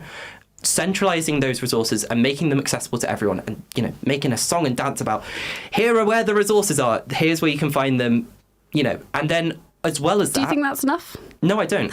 I think on top of that, you know, there do need to be regular training sessions run. And, you know, there was an issue with the way that Sophie phrased it last term, kind of, you know, this mandatory potential de-ratification of societies. I don't agree with that. But it is saying, you know, there are these sessions available and we highly encourage you because it's going to make you be able to run a better, more inclusive, you know, and realistically more fun society if you can do that effectively. So, you know, hosting training sessions regularly and listening to students. You know, we're electing at the moment all of these student representatives. How do you plan on reaching students? We've only got 30 seconds left. I mean, I would like to go and speak to all of the societies directly, but, you know, there's already kind of measures in place, stuff like U-suggestions, or however you pronounce that, and kind of, you know, having more of an open door policy within USU of kind of, if you've got issues, please come and talk to us about them.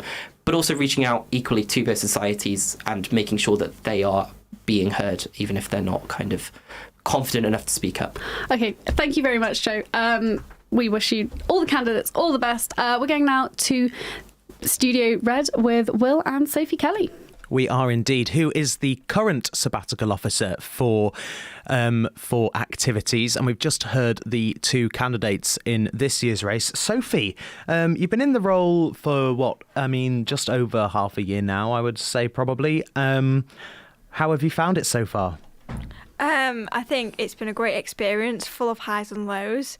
Some really kind of memorable moments, some more difficult moments, but it's something that I've really enjoyed the whole process of. You talk about highs and lows. What do you think has been the best part so far? The best part, I mean, I said this before earlier on air, and I'm going to say it again because it feels fitting because I'm on URY. I think student media and working with student media and my regular show on URY on Tuesday mornings between 10 and 11 a.m. Oh, that's great. A little plug never goes amiss on URY. So you've been doing a show. Tell us, what is it you do on that show?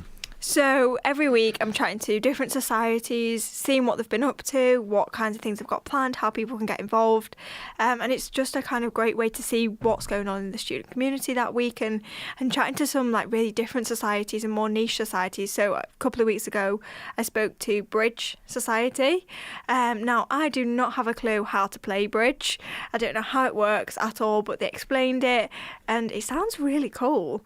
And they do some really exciting things. And they're a newer society and they've got some different events planned for the rest of the year. So it's just great to kind of see what's going on. In my opinion, bridge trumps all other card games.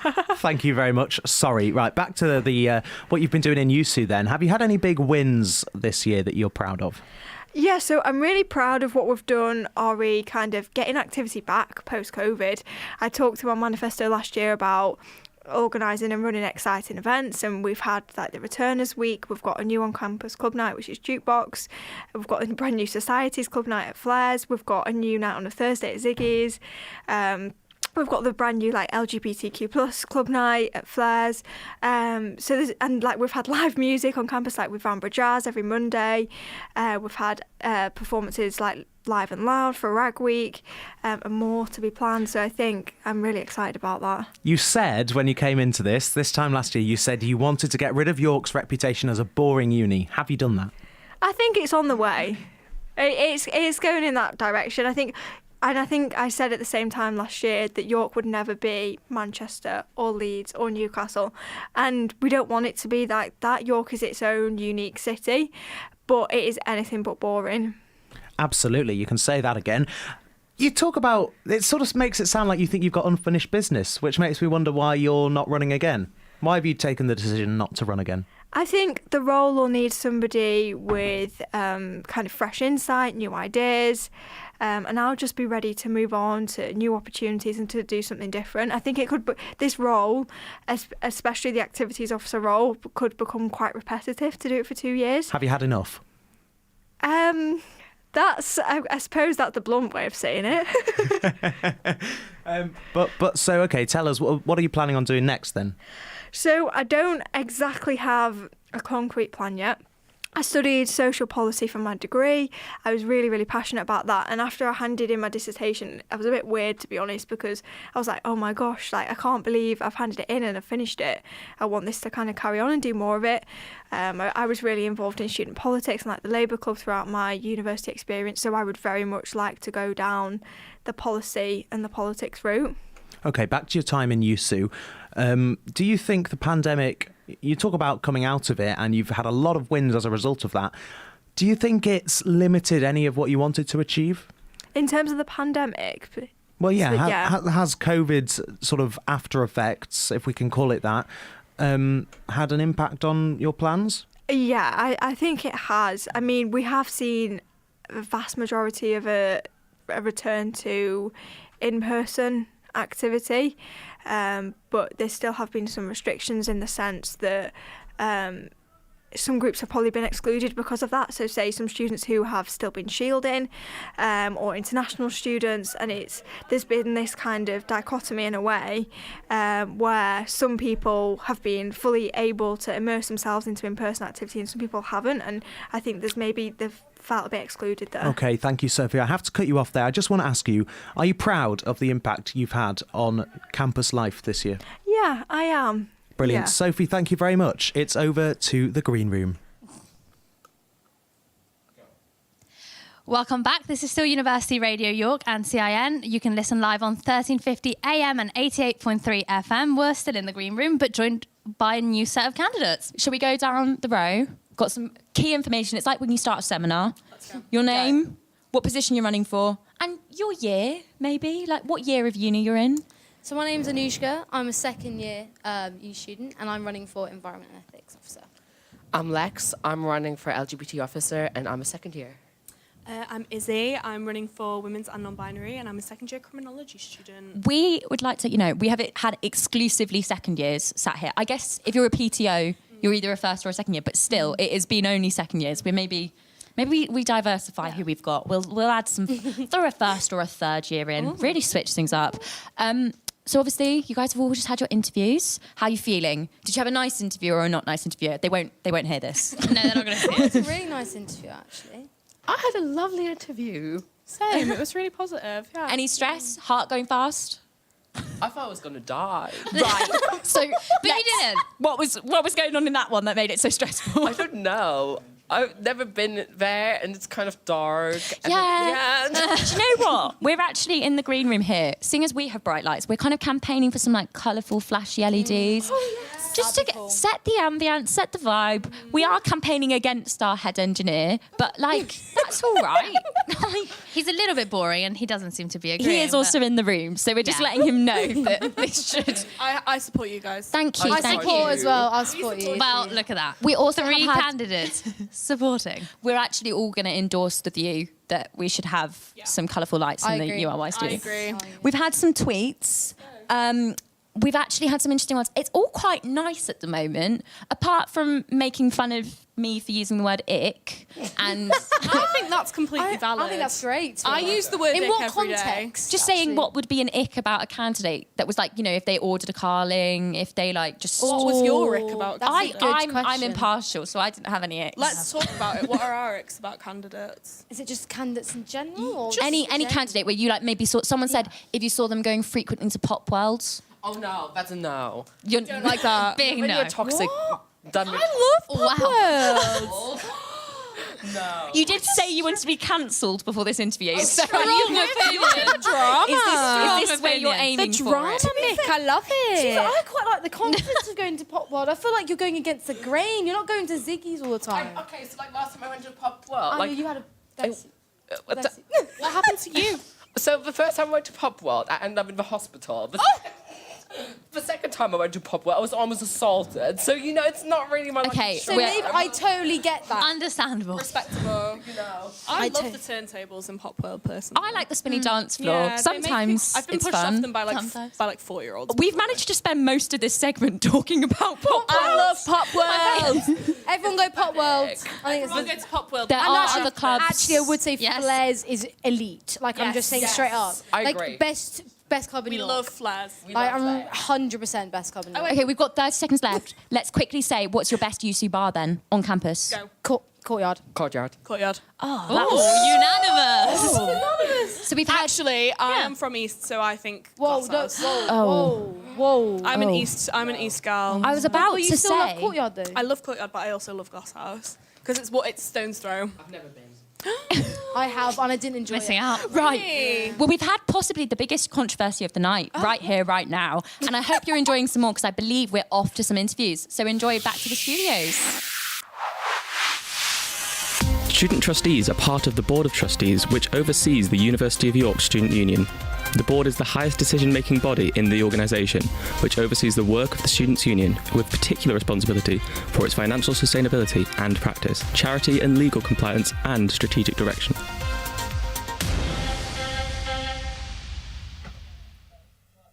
I'm Will Rowan, and I'm joined by Jan Argonowski, who's running for Student Trustee. So first of all, could you introduce yourself, why you're running, and your experience for the role?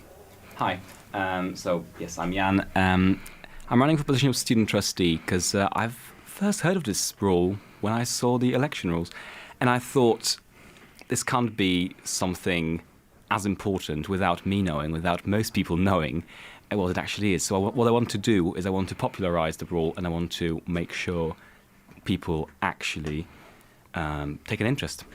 You say in your manifesto that it's all about trust. So I want to ask, why should students trust you more than other candidates?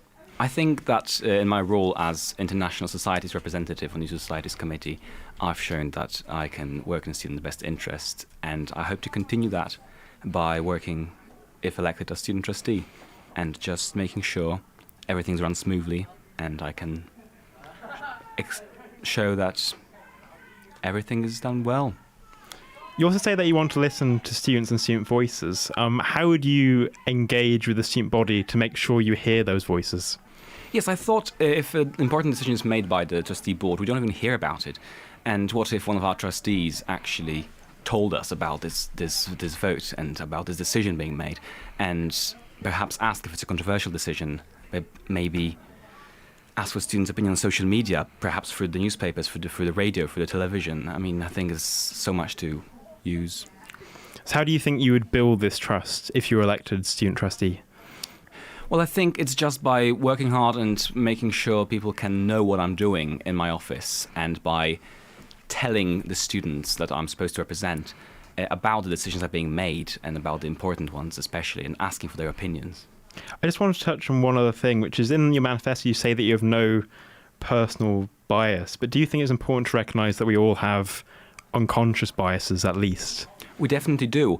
What I meant by this is that I do not have any major bias that will impact how I think about the students' community, and would allow me to look at it from a more impartial perspective. I mean, I know I'm repeating my own words, but it's just about making sure I can be another person to say what the others are trying to say, but they can't.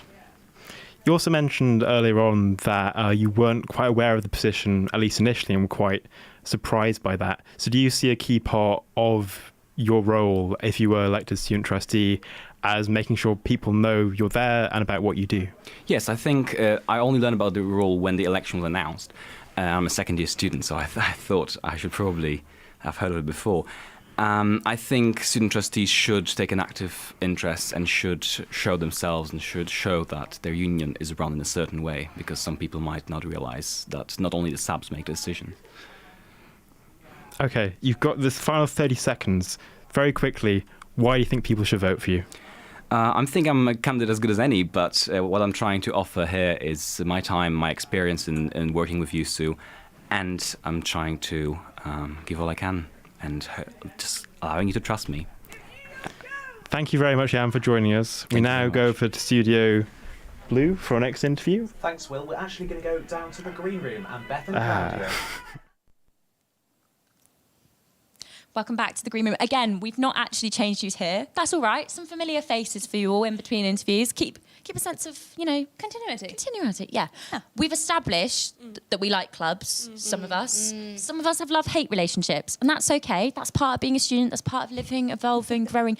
We do, however, need to check another important part of you being York students, and that's your duck experiences, your goose experiences, how you've interacted with them on campus. They are quite scary. A feature. They're a feature. Scary is one word. So yeah, okay. Let's go environment and ethics. Let's go.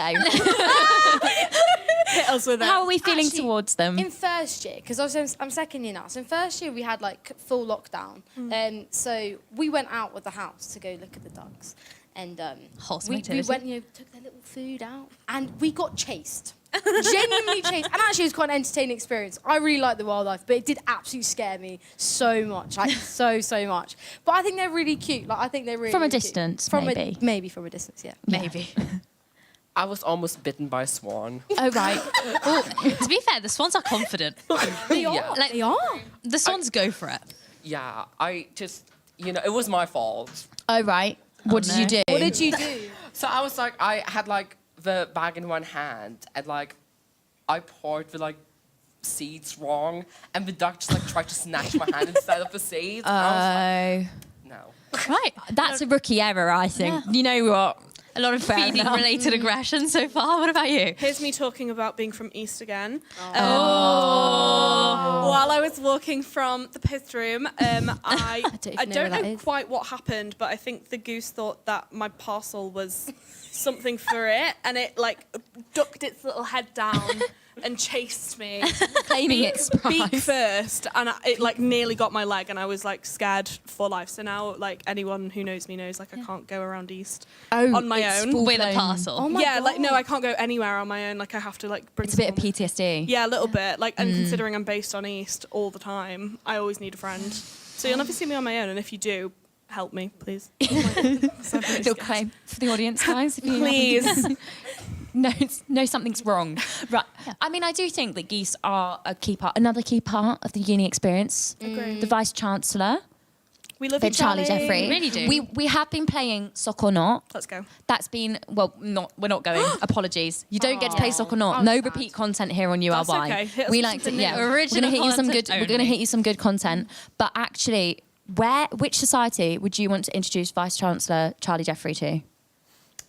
Pole dance society. It is a good core workout. Yes. Yeah. I think, those arms could do some lifting. I think Yeah. it works. I mean, so much typing of like weekly update emails. Good exercise. Switch it up, some music in the background as well. Yeah. A bit of a de-stress. I'm thinking, so you go. I'd definitely say CHMS. Oh, yeah? I'd love to see Charlie sing Oh. One Day More. One Day More is the selection. Yeah, 100%. Either One Day More or Yeah. something maybe, I don't know. I'm trying to think of maybe something from Everyone's Talking About Jamie. Just something, or like, Spotlight from Everybody's He's actually got That would be some sick. inside knowledge. He comes on URY sometimes and he actually has some good music tastes. Really? He likes to pick his songs when he comes on.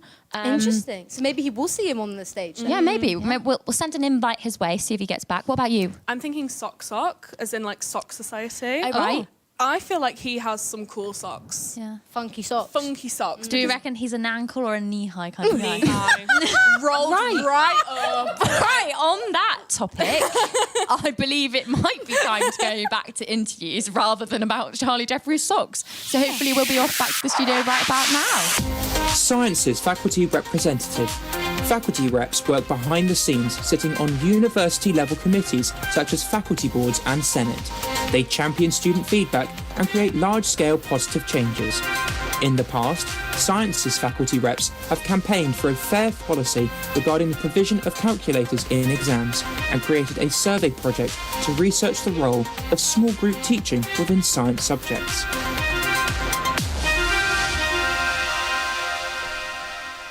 It is 12 minutes past 10. I'm joined by Tom O'Neill, who's running for Sciences faculty rep, as you've just heard.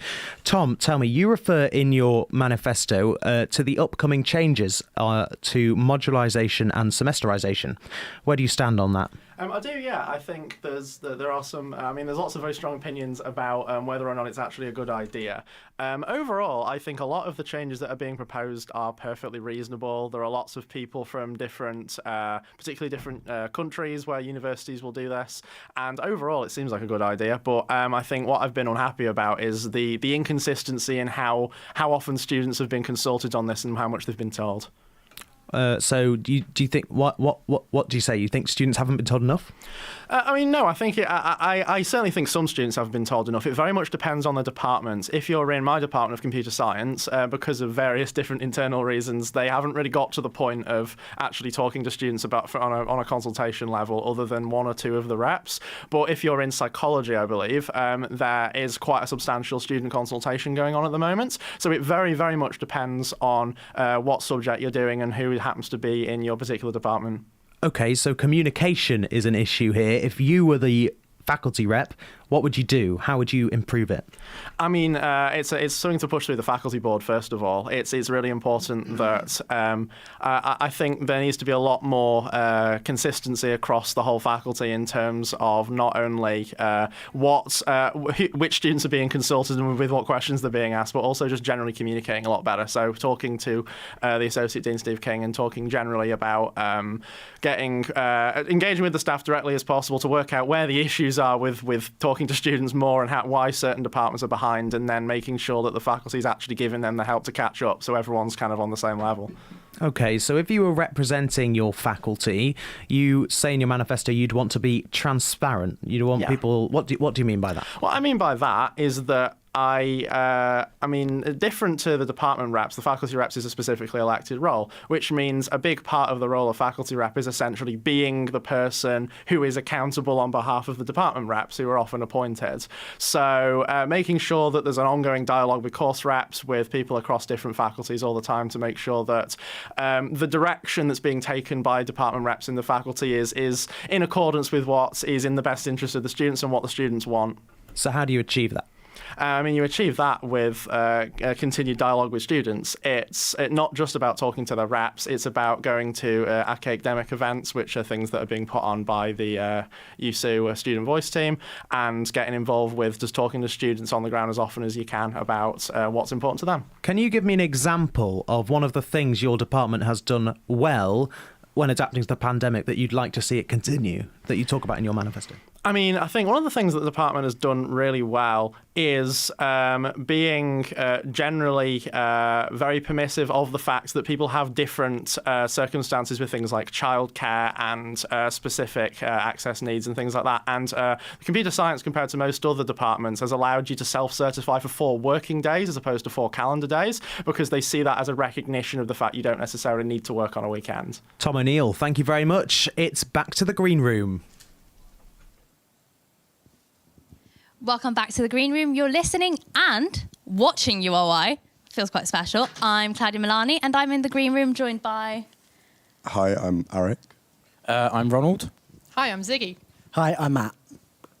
Okay, so we've been looking at the tweet wall. You're more than welcome to tweet just by USU Elections 2022 or CIN 22. If your tweet's friendly enough and the moderator approves, bonus if it's funny, it might even end up on the tweet wall.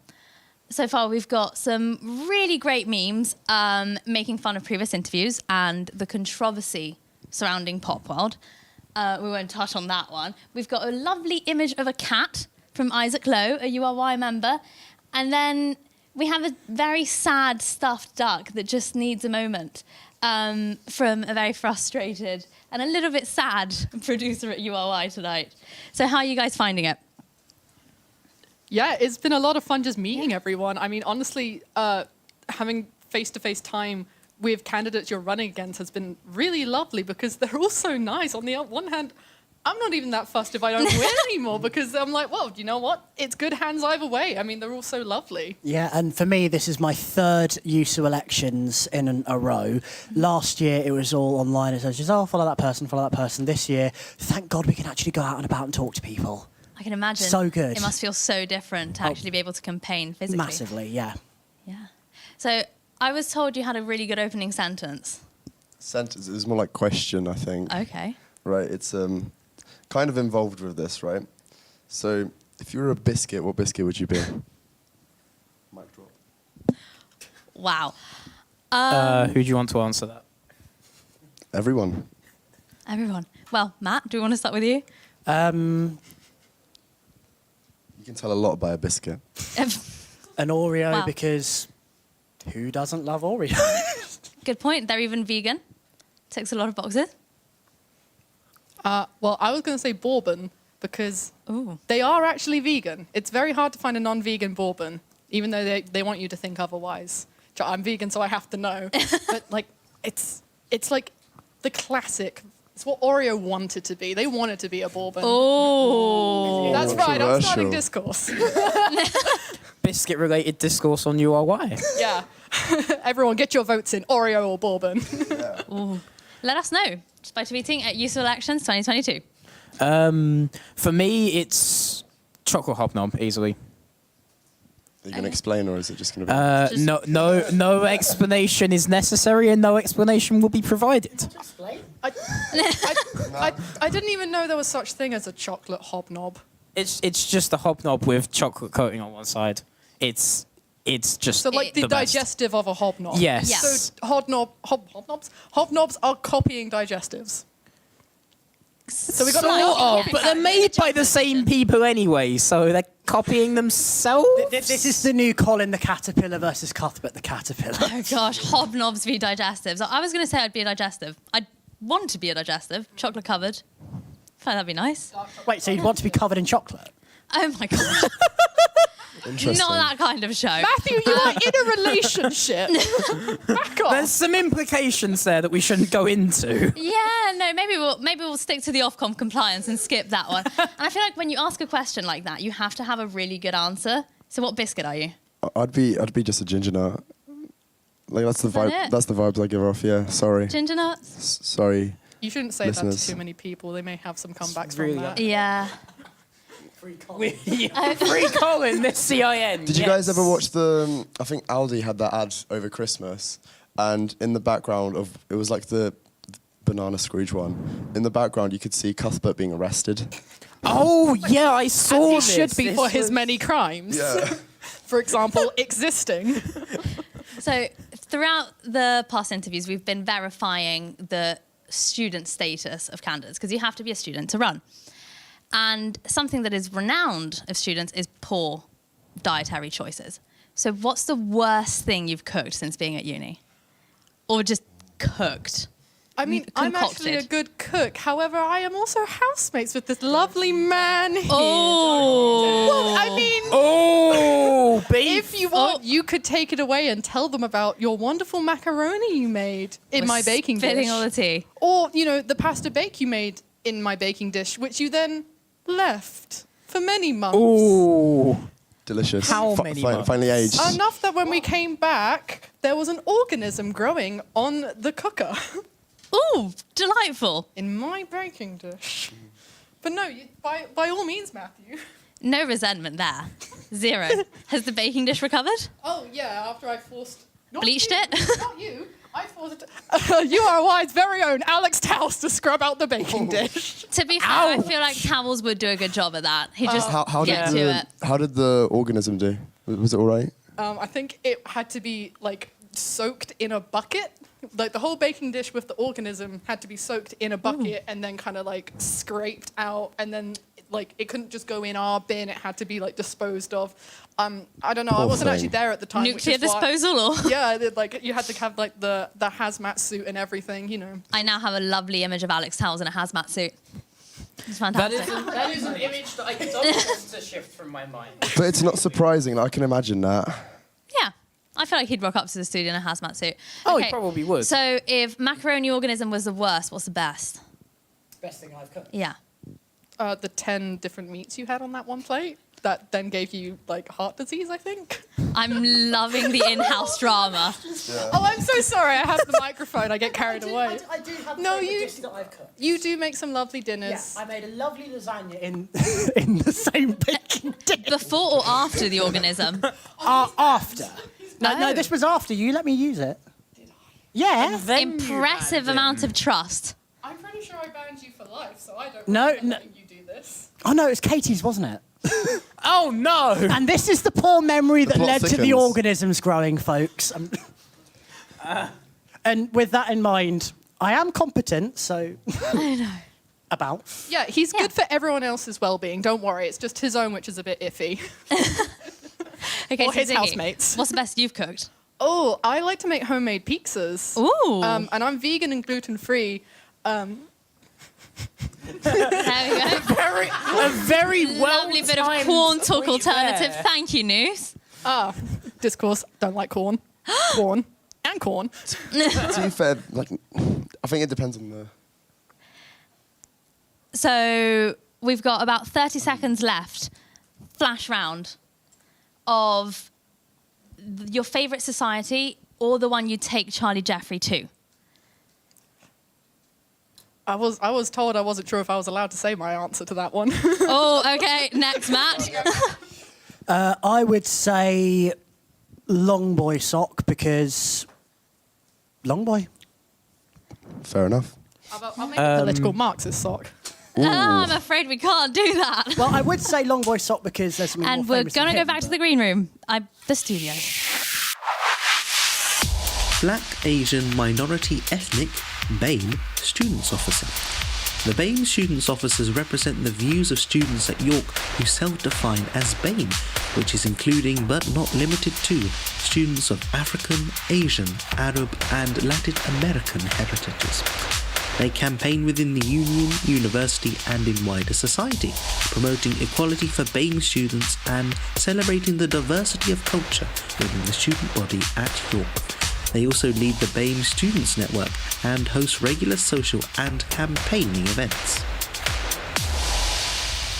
Hi there, I'm Maisie and I'm joined by Amelia, who's been running for the Black, Asian, Minority, Ethnic Officer. First of all, I just wanted to ask you about your manifesto and what exactly it is that you want to bring as the BAME officer. Okay, so there's three main things I really want to bring. The first one, which I'm really passionate about, is anti-racism and decolonisation, and really pushing this on campus. The university, I think it was last year, stated that they are an anti-racist institution, which is really a powerful thing. And it's so good that the university's done this, but I really, as BAME officer, want to hold them to this and make sure that they don't do anything that could be seen as not anti-racist. So that might be inviting someone with problematic views to speak at the university, or it might just be kind of not promoting any kind of diversity or equality. And the decolonisation is also something I'm really passionate about. We have started, the university has made some headways in this, but it really needs to be pushed and continued, and I'd like to kind of make a sort of framework for every department to kind of use and talk about amongst their heads, and keep the decolonisation work going. Nice. And when you speak about the decolonisation work, is there any kind of specific example besides inviting controversial people to the university? Well, I think a lot of anti-racism isn't just acting reactionarily. I think it's being actively anti-racist and promoting. So that might be like promoting equality, kind of facilitating conversations that are really important about inclusion and racism on campus and issues that BAME students face. And I really want to make sure that these are kind of things that can happen regularly, and I'm very confident in speaking about these topics. They make a lot of people uncomfortable, but I think that they are issues that need to be looked at head on and not kind of shied away from if we want to make actual change. I think that that's a very nice thing to hear. It's very refreshing. In terms of your kind of socials and getting people together, how do you have any kind of action plan for that? I do. So when I was in the first year, I went to several events hosted by the BAME network that were kind of all to do with inclusivity and like having these discussions about being BAME in York, and I found them so useful. So I'd really like to kind of reinvigorate this aspect and start them again. I want to have regular feedback sessions for BAME students to be able to talk about any issues they might face, because I think it's so important for people to know that there's other people who understand what they're going through. That's great. Thank you so much for your time. Thanks very much. That was Amelia Chambers for the BAME officer. You're listening to University Radio York. It's now time for a sports president interview. I'm Beth Hardesty. I'm joined by Ashraf Ahmed. Thank you very much. You're running for the position of sport president at York. A lot of your manifesto is focused on the hot button issue of funding, and a particularly bold promise in your manifesto is discounted gym memberships beyond the already existing student membership. How is this viable with college memberships for sport only costing £18, which is therefore less than any meaningful discount for a gym? First of all, hello. So basically what I'm trying to promise and what my plan would be was to work with the university gyms and to speak to them, because obviously here at York we've seen the gym open and other gyms are obviously available, and they offer for students they offer quite easy access in terms of quite cheap prices, and I know the facilities that they offer are not as good and up to standard as the ones we have at the university. But I said, and my plans are to work with the university to look at the offers that we give to students. So essentially look at the facilities that they have offers to, and when, let's say I buy a £20 black membership for university sports or even an £18 college sport membership, what I would do is that then entitles them to buy a membership which is a student membership that allows them to use the regular gym stuff that is also accessible at the gym. And let's say at Sports Village you have access to a sauna and a pool, maybe not access to that because not everyone will be using that, and that also offers less or makes it a lot cheaper to access the gym, and also offering specific ones in terms of specific times, maybe from like 9 to 3, or like times which aren't really popular. And I think when I say that, obviously that may look like, oh, then a lot of people start going gym. Then I also try to increase the times that the gym's open. Right, can I just clarify though, you are explicitly in your manifesto saying that there's going to be a discount to the gym membership if you buy a college sport membership. Yes. Can you clarify just quickly, if you buy an £18 college sport membership under your plan, how are you getting money off your gym membership? Yes or no? So it will be. Is that a yes or a no? Yes. Yes. That's what I plan to do. That's what I plan to do. How are you going to incentivise a non-uni? Because obviously York Sport is a community programme. Yes. What is the benefit of them? Because they're not getting that £18 because that £18 is so vital to funding college sport. Why is it in their interest, if these students have stuff like the gym, which is cheaper, that if they want to not spend as much money, they can already go into town? Because I think for a lot of students, it's quite easy to stay. And I think for me personally, it's quite easy to stay on campus already. To use the gym. Yeah. So when you're using the gym, and to incentivise it in terms of why York Sport or what they get is, when the person buys a sports membership, it entitles them to get a different package. The package is therefore cheaper than the one that we offer currently. You already get a discount if you are a student. What is going to be the benefit for them to go further beyond that discount they're already giving us if it's not going to be any money for them? If you're getting £18 for one student and that £18 has to go towards college sport, because obviously college sport, you've spoken a lot about the funding lacking there. Yeah. Where is that funding coming for that discount? Because there doesn't seem to be any actual benefit for York Sport. Well, I think if you look into funding the options, there are definitely multiple different options. And obviously me not being in the role right now, I can't express how I would do that. But there are definitely multiple But do you think from their perspective there's actually any benefit? I do believe so. Okay. I think if we're able to increase the amount of people we attract, just surely, like in terms of the sheer volume of people that come in terms of revenue, we try to get as much revenue as possible for York Sport. Yeah, of course. York Sport is separate though in terms of the gym. No, I agree. Yeah. So what I mean is by the gym is what you do is you offer a lower price and then more people will hopefully come. Yeah. And that way will they do that if you're only getting an £18 difference?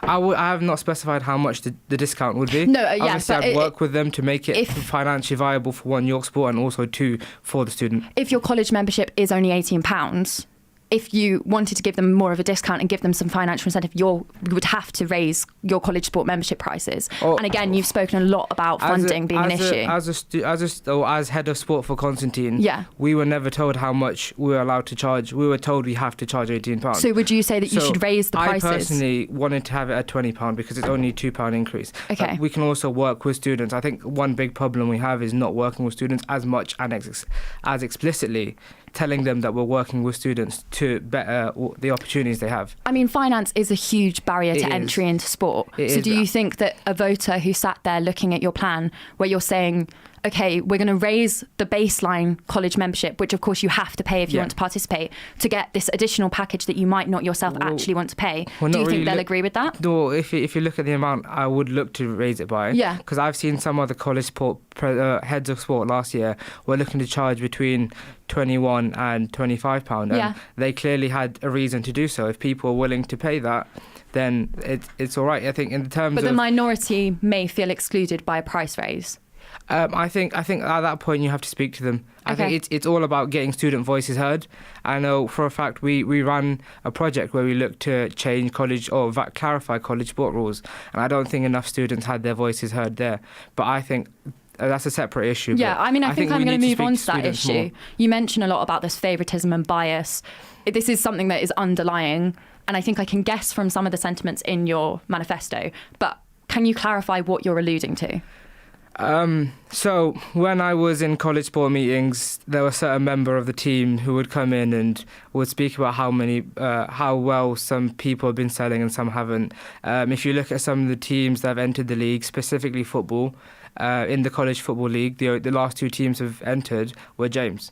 This year, James Sevens have entered, and we weren't told if they were allowed to enter, or we weren't being told that they were entering. No one had the ability to put a name into the hat to say we want to enter a new team.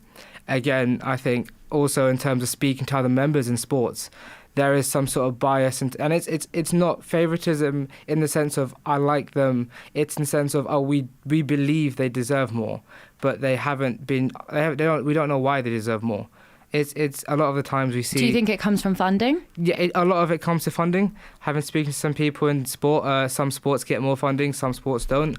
I was speaking to a current college sport head, and they spoke to me about how certain teams were getting more funding and more favoritism by their college head. Yeah. And I think, look, it's not just the people at USU and York Sport, but I think it's also students alike. I think we need to stop this favoritism and this issue where some teams, because they have friends on the team or people they know on the team, they get a step up, they get the ability to be ahead. Yeah, and then to kind of move on, because we've not got much left of the interview, you've spoken a lot about these new teams coming from the new colleges, and that you've promised an audit that will allow an effortless transition. Yes. Due to these limited facilities, will this mean cutting teams from existing college leagues? Of course, you're in a football club, Constantine, where you've got a 4s team. Yes. You've spoken about a 7s team. Yeah. Are you getting cut to 3? So I know this for a fact, having played sports, and I play a lot of college sports. A lot of players play for a lot of similar teams, and I understand why they do that, but it's unfair on players, one, who don't have the ability to play, but because they're in a college with no team, or they just don't get chosen. There are many players who do this, and in terms of the audit, we've tried it this year. It failed because I don't think it was run properly. If I were to do it, I'd run an audit where some teams may be cut, not because I think they deserve to be cut, because there are not enough players to fill the squads. Okay. So would you be cutting teams as 4s? There will be teams that will be cut because there are players that are overlapping between the 3s, the 4s, the 5s, or in the 5s, the 6s and the 7s. Okay. And that's not just football, even some other sports. Thank you so much for joining us today. And obviously you've got some big promises, and I'm sure you'll have a time to speak about this at debate night on Saturday. Thank you very much for joining us, Ashraf. And we are off to a new interview, I believe, in not too long. Thank you, Beth. I'm here with Frankie Riley, who's also running for the role of York Sport Union President. Good evening. Hello, how are you? I'm doing really well, thanks. How are you this evening? Yeah, pretty good. It's been quite an intense evening, but always is. Yeah, it's been really fun starting the campaign, and round 2 this time, so Absolutely. But different to the first time, so really enjoying it. Let's talk about one of the things that is sort of in common, I think, in both elections, which is we're talking a lot about college sport. Yeah. And college sport, some people feeling that it's been forgotten or that it's not been given the attention it deserves. Are they right? No. Absolutely not. I completely disagree. I do agree that there are still problems we need to address, and that's the same at the university level as well. It's across the entire system. I wrote down recently everything that we've done for college sport, from introducing the website, from introducing the activator role. We're doing a college sport newsletter. We're introducing college sport awards at the end of this year. So much has happened, and actually I can see how people think that it is forgotten.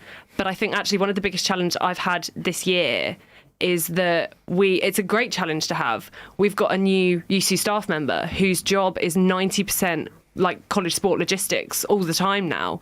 And I've had a real challenge trying to figure out, how do I now actually fit with college sport? Because if they need anything, they mostly just go to them, because they sort out all of those logistical and admin issues. And sometimes I think they forget that I'm still here and want to really push these initiatives through. But what you're saying, and we heard it from Ashraf just then, is that, you know, college sport feels like it's centred around the bigger sports, right? That it feels like we're missing out sports. You said a year ago, you know, you wanted to make sure all college sports heard and represented. Are we still focused on the rugbies and footballs? Are we still focused on those bigger sports in college sport? No, I definitely don't think so. We've brought in new storage lockers for college sport, with the whole idea of being, well, you know what, your rugby, your football, your netball, they're pretty much set up with a lot of the equipment they have. They've still got a few things missing, but they're pretty much set up and good to go because they've been self-funded and they've been doing all of this all the time. But there's no communal squash rackets. There's no communal badminton rackets. They're having to self-fund a lot, but they're smaller and they have less members and therefore less membership sort of coming their way. So what we're doing is we put in a massive U-Fund bid that was successful. We've built those lockers and we're now about to stock them full of equipment as well for all of those smaller sports and the kind of more niche ones and the ones that wouldn't be your main ones. So no, I don't think so at all. Okay, let's talk about the manifesto this time round. And you talk about the future of clubs. And what really struck out to me, I suppose, is for you as a women's rugby player, you spoke about sort of integrating gendered sports into centralised clubs. So is this something you've spoken to people about? Is this something that you've had pushback on? What's the benefit? I'm aware this could be a very controversial topic, and that's why I'm very much leaning into this is a consultation. Okay, I would love, my outcome would be that we no longer have gendered sports anymore. So we don't have men's rugby, we don't have women's rugby. We just have the University of York Rugby Club with men's and women's teams. Now, on my campaign team are representatives from each of these clubs. And before I asked them to be on the campaign team, I was feeling out with them. I was like, look, this is an idea. I don't want you to stand behind something like that you're not behind. And really, it's one of those things that if they're not bought in, if they're not on board with it, it's never going to work.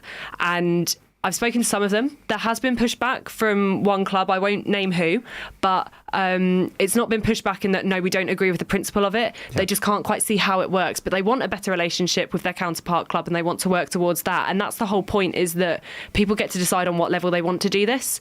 But other than that, it's been overwhelmingly positive. So people say, though, if you've got a sport that is in numbers played by many more men than women at the university, and you combine the clubs, then you sort of take away that important, particular voice for women's sport, for the women's sports where they have their individual clubs at the moment. How do you change that if you have that imbalance?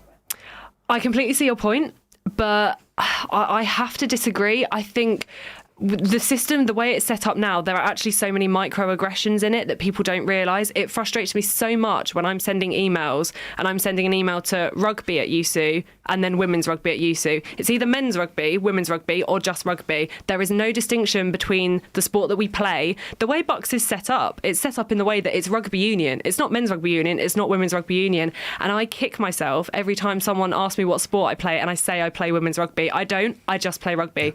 There's no difference. So why are we still gendering? And it's so off-putting to students who identify as non-binary, who are transitioning or are transgender, and there's so much scope to do work in this space that I think it's just such an important move to make. And you talk about the inclusion of transgender and non-binary people there. And it's something you speak about in your manifesto as well. Yep. We don't have a plan on it yet. And I remember we spoke about it for the first time in the summer. Yep. And we're in February. Yes. What's happened? It's been a challenge. I do have to be honest. It has been a challenge. There's been a lot of research going into it. We're starting to take those steps to move forward with it. It's been one of those things that was kind of brought on my radar whilst I was in the role. So it wasn't quite there at the start, and then it's been developing over time. Sadly, I know there's been a lot of talk about this during the elections so far, particularly with Noose. our disability students officers stepping down from their role. That was a big blow to the project, but I am determined to still see it through, and I want to do it almost for their legacy, because I know it was something they were hugely passionate about, and I am too. But it was a challenge overcoming that, but we are taking steps. I've got a doodle poll together that we're going to send out to all the PTOs to get everyone on board, and I'm really keen to get the PTOs who are now outgoing and the incoming ones all together to work on it as well, to make sure that we've got as many voices as possible. And myself and my Equal Opportunities officer are going to schedule in a trip to Nottingham. We're hoping over the Easter holiday, as they are a leader in disability sport at the university level. So there are steps that are happening, but it's the reality of the fact that also the elections are halfway through my actual year in the role. So there's only so much progress I can have made on certain things. And the first 6 months has very much been about getting sport back, getting students back into the rhythm, getting things set up. And there's been a lot of challenges coming out of COVID with that. And let's talk about some of the things you want to do going forward. And you mentioned it, and we heard about it in Best Interview with Ashraf just then, about discounted gym memberships for club members. How do we achieve that? Where does that funding come from? How can we get the university on board? What are you going to do to make that happen? Well, it's something that York Sport have already brought to us. So they're on board with it. And I think it's one of those things that we can basically say it's attached to that AU fee.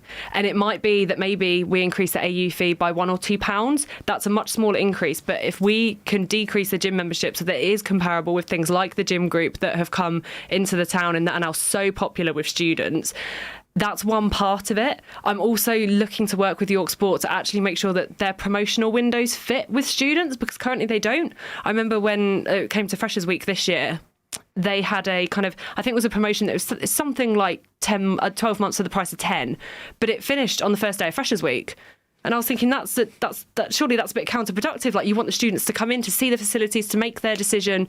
So I don't know if we'll ever quite be able to meet the gym group's offering, but I truly believe we are actually inherently a different offering. We staff in different ways. We have more support available. We have, I think, sort of higher spec kit. We've just done a £500,000 refurb on West. So we are a different offering, but I know that is something that York Sport are willing to do. We've had conversations about it already, and we know that we can do it. And so in your mind, that sort of increase in the cost of club membership does make sense, even if you're sort of adding something that maybe people want to use other gyms. People might say, oh, I don't want to use the York gym, but I'm paying for it. What would you say to them? I'm only looking at that if we have to. My absolute ideal would be that we can just offer the discounted membership. It's, as I say, it's something York Sport have indicated they want to do. They're on board with it. Anything I can do that's just, we're just going to make sport more affordable, then we can look at doing that. We do still have some funding left over, and I'm not saying this is a set deal, but we do still have some funding left over from our expanded activities access grant that we're looking at how can we continue to make sport available for students, and we're looking into that.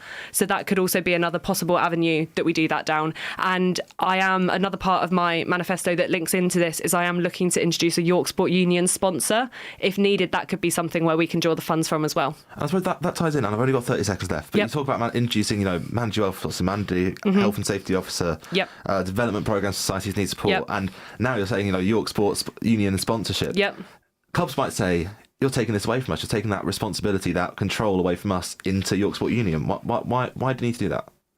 I don't think, as I say, something that has to be done, but we have seen that first aid reporting, for example, is far off what it should be. And this isn't about taking control away. It's about giving more students opportunities. This is another role for a student to be like, I want to go for that, and I'm going to gain the skills from doing this. And the York Sport Union sponsor is designed to help with that performance sport as well. Thank you, Frankie. I've got to interrupt you there. We're going to head over to Studio Red for our final York Sport Union president candidate. Hello, I'm joined by Kieran Franklin. How are you today? Not too bad, how are you? I'm all good. Right, I'm just going to dive straight into your manifesto.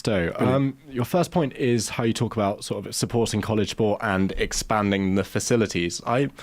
It looks a bit sort of vague to me. Could you sort of maybe go into a bit more detail about how this would work? Well, first off, supporting college sports, from my own experience as a vice president of Goodwick Football, our first term this year, frankly was quite of a nightmare. We had no confirmed training times until the second week, and we really struggled with being able to get everyone together as a team and actually train our guys, and it was a nightmare. So more communication is required with these college teams in order to make sure that they get good training times so they can work together as teams. And in terms of more support for college teams as a wider thing, there needs to be a more communication with college teams. We've started well this year. I'm a college sport activator for football, and there is a line of communication that exists, but I feel like more needs to be done. And personally, from my perspective, college teams know best how their team should operate and what their teams need in terms of moving forward. And so I would increase the communication levels to college sport captains and presidents in order to best ensure that their priorities are being met with the sports president. What kind of sort of stuff would you try and provide to these teams in particular? Well, for example, the college sport website that we have is a good method to start, and I would include discussion boards on there that we could have online, so we didn't have to send off a barrage of emails every time, because managing emails is quite difficult a lot of the time for people, and you shouldn't be barraged with emails on your university email, especially, for example, I study law, so I get a lot of emails about career opportunities and that kind of stuff, and my email inbox will tend to get flooded by stuff around college sports, so I would put it in a centralized space where people can talk about these sort of issues, and then it's accessible to everyone like the college sport website is. So that's one way that I would increase the communication with college captains. We are currently doing bi-weekly meetings with college sport activators in terms of the issues that they have raised with the college sport captains. However, I am a college sport activator, but in my USU role, if I was to be elected president, I would want to speak to captains more often directly instead of going through an intermediary, because captains don't often agree with what their priorities are. Different captains have different issues and concerns, and I don't believe it can be centralised to one person. I think the UC Sports president has to sit down with the different college teams and hear every single point of view, not just coming from one person, because nobody can be entirely satisfied that their perspective is being best represented through one single person.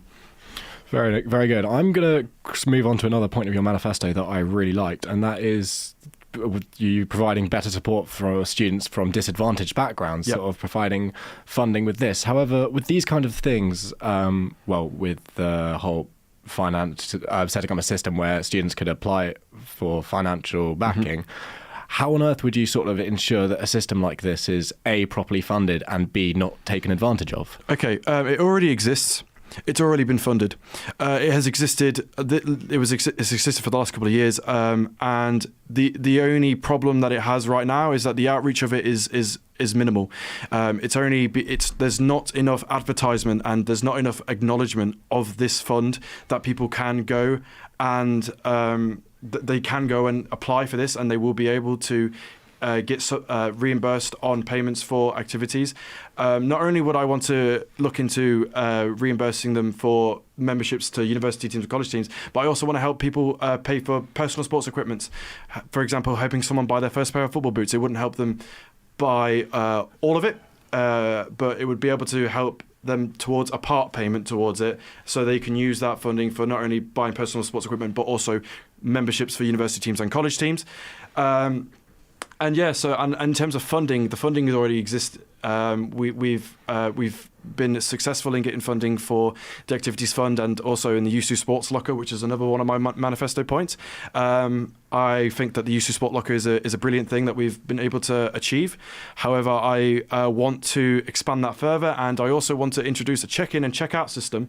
I've not put it in my manifesto because unfortunately 500 words is quite restricted for a manifesto, but I want to set up a check-in and check-out system for the equipment so we can keep a track of where the items are going, and if things need to be replaced and repaired, then the sports union are able to do that.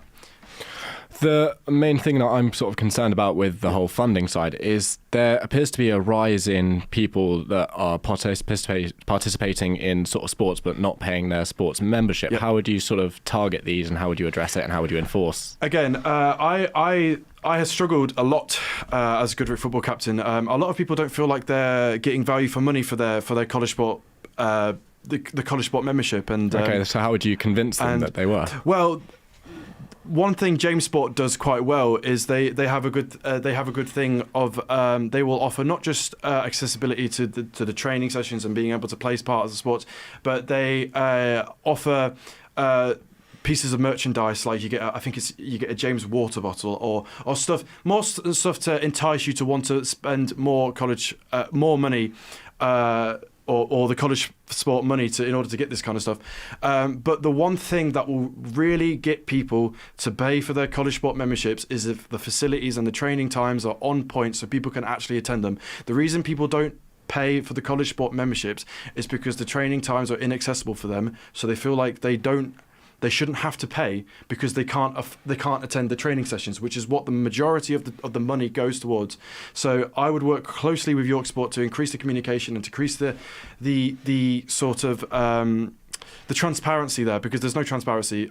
Sometimes I got told whilst I was trying to organise training sessions for Goodrick football that I'd go to the 22 acres and we'd say, no, the 22 acres at this time is completely booked out, and I'd go there and there was not a single team there, and I would just like to know why I can't take my nearly 50 plus group of members who have all paid for their sports membership, why I have to have a training session on 4 to 5 on a hockey pitch that most people can't attend because they are either in lecture or they have other commitments. It's not sustainable for a football club, and I feel like I receive very little support from that. Obviously, if you are going to be working like alongside York Sport, you're going to need to provide some kind of incentive for them. Sort of, what could you provide back to York Sport?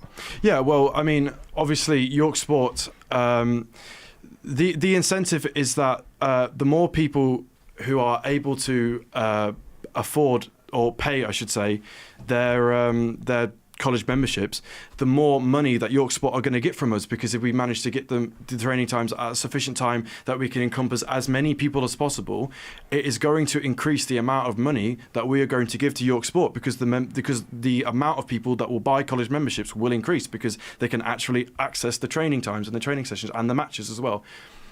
One sort of quick point at the end of your manifesto that I also quite like is sport for people with physical disadvantages, sort of about the blind football, the wheelchair basketball.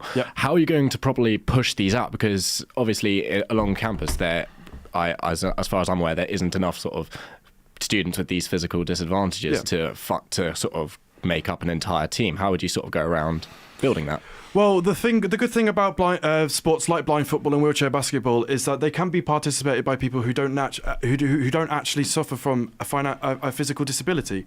So it is a sport that we can push for, that it allows disabled students to participate in, but also at the same time it allows people who don't have any physical disabilities to participate in as well. And so that's how I would push that. That's lovely. Thank you so much for your time. We are now going to throw to the green room, I believe. Welcome back to the Green Room. You're listening to URY 1350 AM and on 88.3 FM. This is University Radio York. It's still candidate interview night. We're nearing the last hour of the show, and safe to say, we're all a bit tired.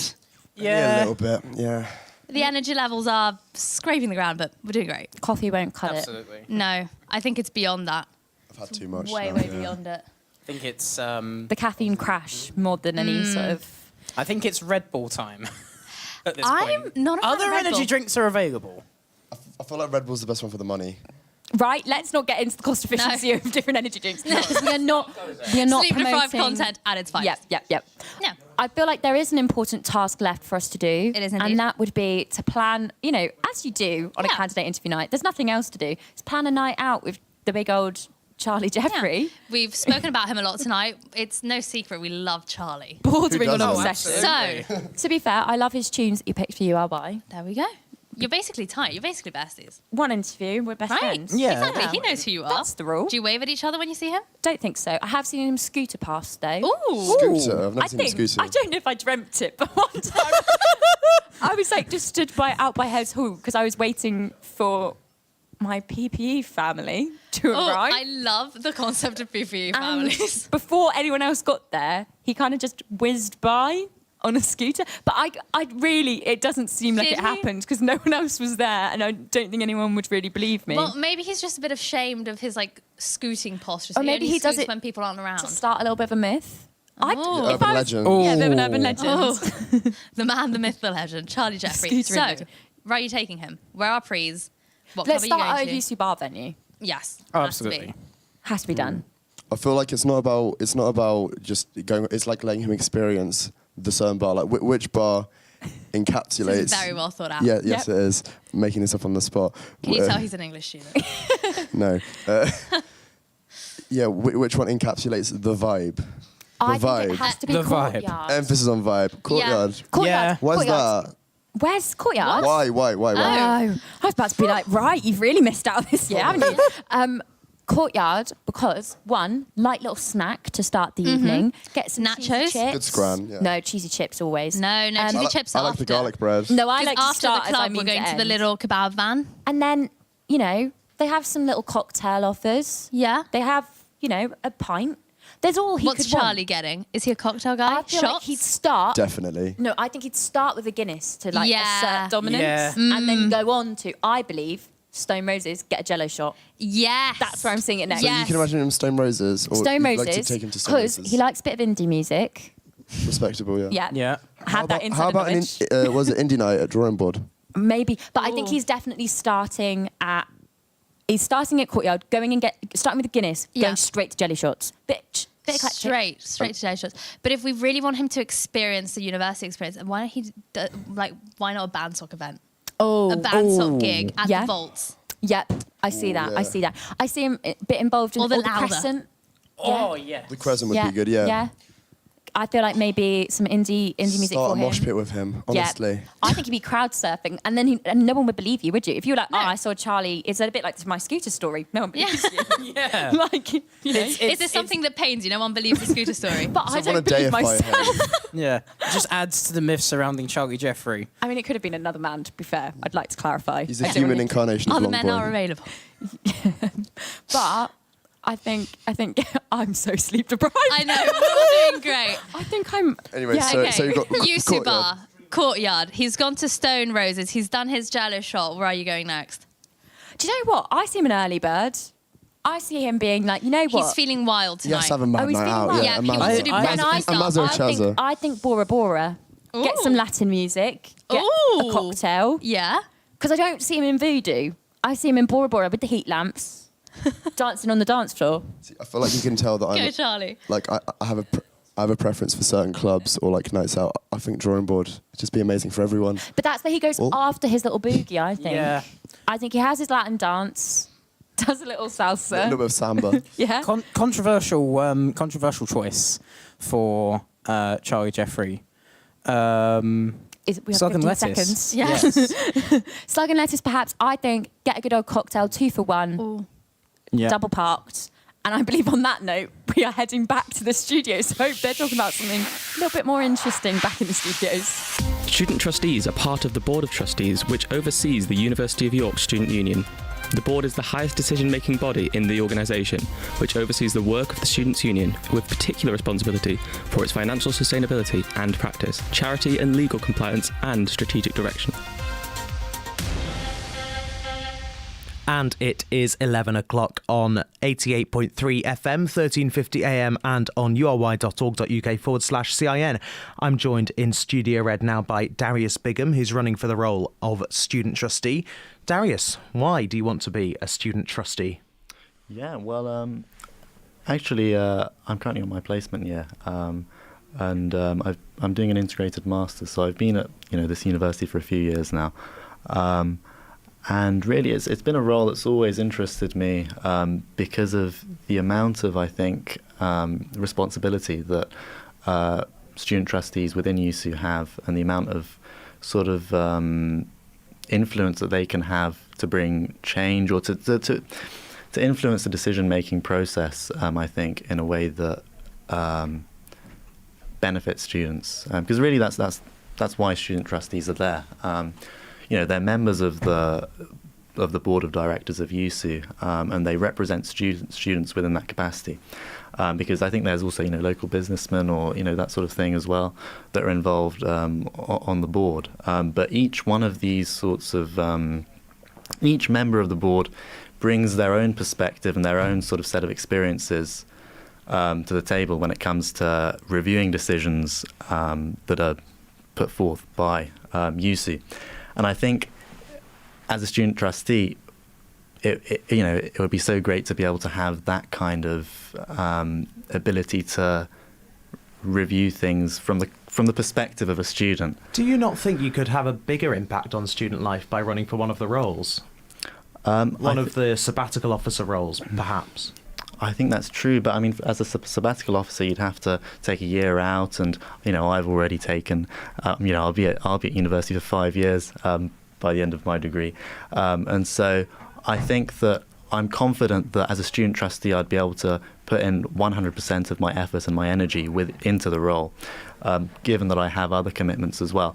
Whereas I think a sabbatical role is, obviously a big thing to consider, and I don't think they're directly comparable, really. You say in your manifesto that you're interested in, and I quote, financial risk analysis. What does that mean? Yeah. So currently, actually, on my placement year, I'm working within the insurance industry, within the sort of actuarial division of a company. And I think I've always been interested in, it sounds a bit boring to say, I suppose, but I've always been interested in risk analysis, not only from the perspective of finance, but also within project management, as part of my engineering Okay, career. so why would this be beneficial if you were elected?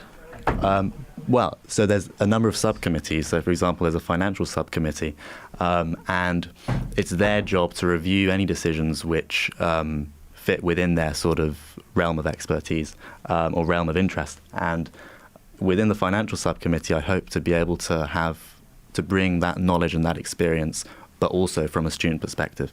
Just finally, we haven't got very long left. You talk about transparency. How would you make sure students knew what you were doing? I think the key is communication, and communication via social media. It's just important to let students know what USU is thinking about at any given time, what USU is proposing, is about to propose. Darius, thank you very much. That's the end of this interview. We now hand over to Studio Blue. LGBTQ+ officer. The LGBTQ+ officer is responsible for representing the views and needs of LGBTQ+ students and making sure they are taken into account by the Students' Union and the university. They run campaigns to make York a more inclusive and diverse place for LGBTQ+ people and see that awareness of LGBTQ+ issue is increased. They also lead the LGBTQ+ network, which is a student group which exists to help LGBTQ+ students to get to know each other, runs discussions, relax meetings, and get everyone involved with events like York Pride. Hi, I'm Evie Cooper, and I'm here joined with Ziggy and Katie, who are interviewing for the role of LGBTQ officer. So, hello. Hi. Hi. I'm really liking the blurb that you came up with, feeling gay, vote for us today. Oh, thank you. That was, well, it was mainly you, and then, yeah. Well, I kind of said it as a bit of a joke because, hey, it's catchy, it rhymes, and then honestly, we learned to love it and embrace it. And so far, people have come up to us and said, oh, you're the gay, vote for us today people. And we're like, yeah, well, it's memorable, it works. Yeah. Hey, it gives you a brand. It works. It works, and it rhymes. It does, and that always makes it more memorable. So one of your plans, it says in your manifesto, is adding more gender-neutral toilets on campus. Do you have any plans or ideas for how you're going to maybe implement this? Yeah, so we wanted to start with the exhibition centre because there aren't any in there, and there are some on campus, but there aren't enough. So what we really want to do is work on making sure that they're in various places across campus, and then maybe work with some departments and see if we can get some neutral toilets in there as well. Okay. I'm a non-binary physics student, and obviously if I want to go to a gender-neutral toilet, the closest I know is Spring Lane Building, which is across the river. So it is kind of just like, well, I might as well just stick with gendered because it's easier and convenient and hope for the best. And I think a lot of students experience that too, and it's a bit frustrating, having to just accept it, I guess. Oh, And we want definitely. to change that. We want to be like, no, you don't have to accept it. There should be a place for everyone. And honestly, it shouldn't just be for trans and non-binary people. Everyone should be able to feel comfortable going to the toilet. It's a basic necessity. Oh, definitely. And you said you're a physics student. Yeah. So are you working to help with the LGBTQ community in the STEM field? Definitely. I found physics is actually a very queer mix of people there. Like, you walk in and you do spot a lot of dyed hair, if you know what I mean, going in. And I think I want to explore that more. I want there to be, I want to get physics LGBTQ plus students together so they know each other, instead of us just kind of spotting each other and making that eye contact and trying to do the whole gay-to-gay communication of you. Yeah, okay. Yeah, I know exactly what you mean. And we have the combination of a STEM and humanities student to really reach across the board. Yeah, well, I'm a music student and it's the same thing, but it would be really nice to have a bit more communication and things across the board. Verbal communication, not just kind of clocking someone and being like, I think so, maybe. Oh, yeah. And it also says in your manifesto that you were looking to focus on LGBTQ plus people of colour and disabled people with York Pride. Did you have any ideas as...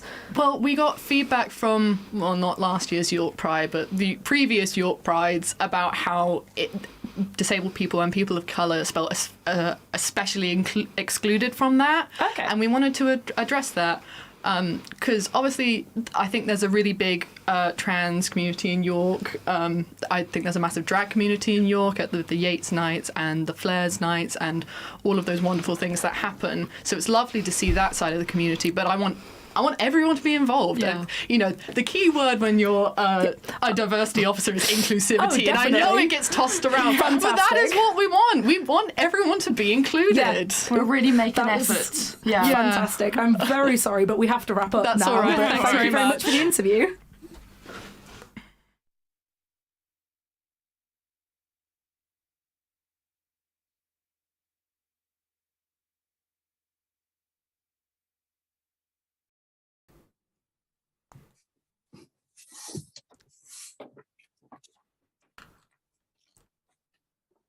I guess about 30 seconds now, I think. Okay. I shall try to keep my nerves under control. You'll be all right. Yeah. So good.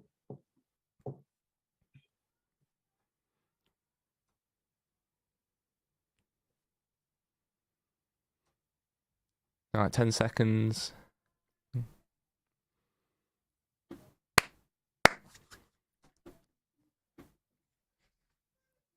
Okay, so I'd like to be joined now by Claudia Collins, who is running for Science Faculty Rep. Claudia, welcome to a candidate interview night. First question to ask you, what made you want to stand for this role? Hi, well, good evening, first of all. Thank you for having me. Yes, why do I want to be Science Faculty Rep?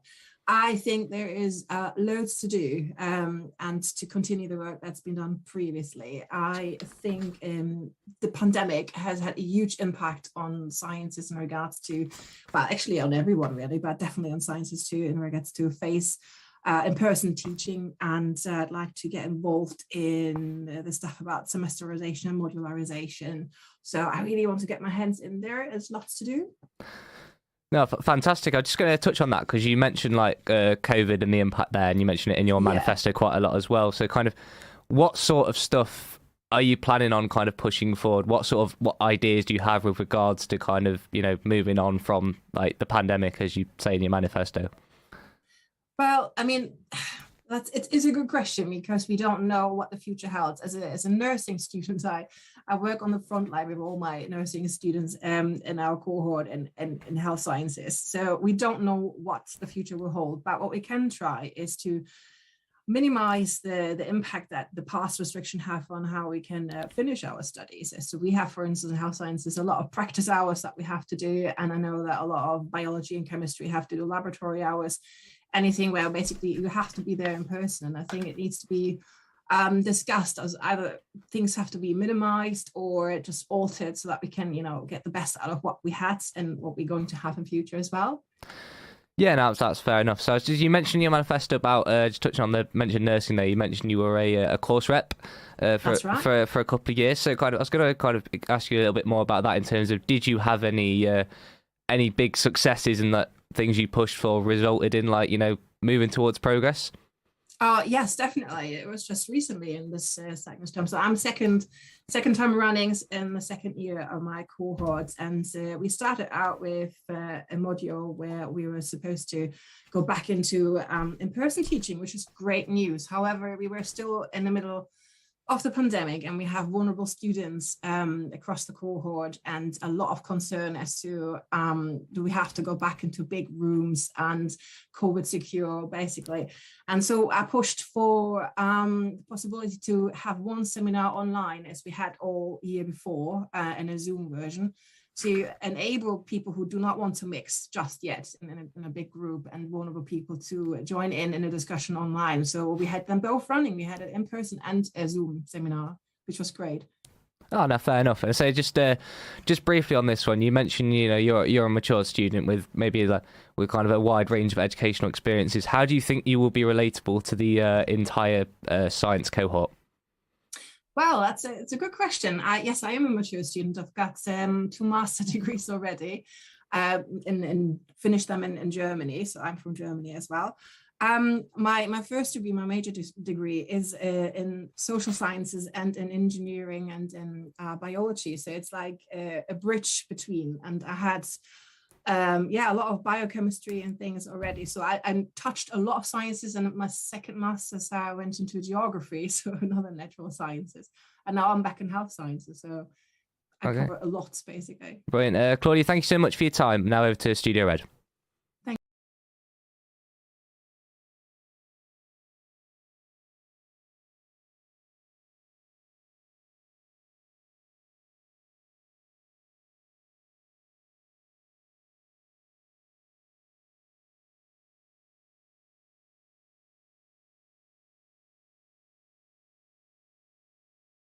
Talk about increasing sort of the advertising of bursaries, right?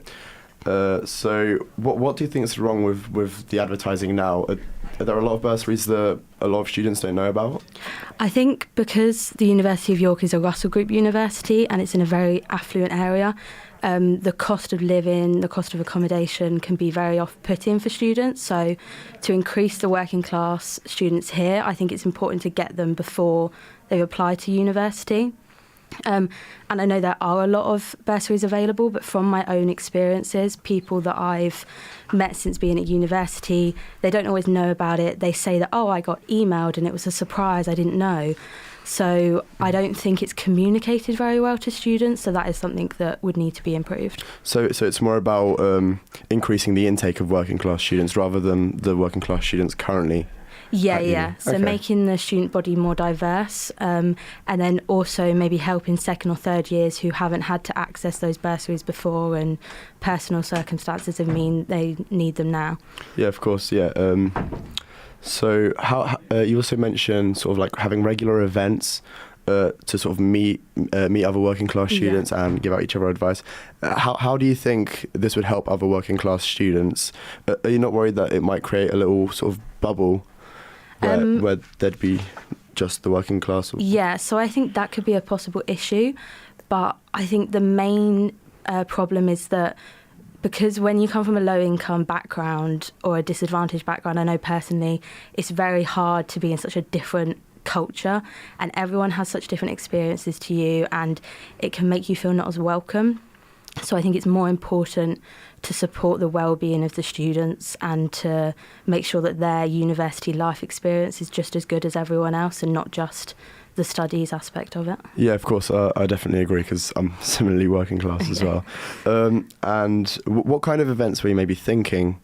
Would it just be sort of bar meetups, or would it be something? So a range of things, whether that be nights out, like social nights out, things in the day for, non-alcohol activities, or even activities that maybe have a financial barrier to them that students wouldn't be able to do on their own because they can't afford it.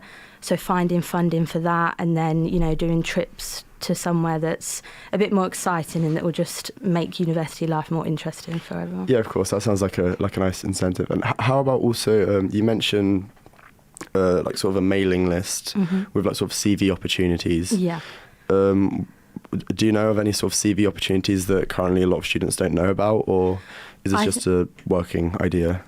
So yeah, it's a working idea, but I think there are lots of opportunities at York, and sometimes all the information can be a little bit daunting and hard to navigate. And if you haven't had any sort of extracurricular activity experience in the past, then you might need a little bit of help to navigate your way around, or even help knowing what your career would want from you. So talking to employers about what skills and qualities they would want from you, and then helping students to find those activities that will help them build their CV connected to that. Of course.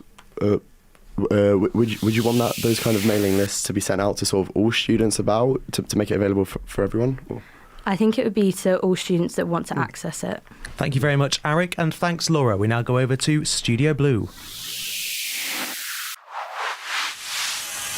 Accountability and Scrutiny Chair. The Accountability and Scrutiny Chair is the newest position, which was created in response to a review of the accountability and policy structures in 2019 to 2020.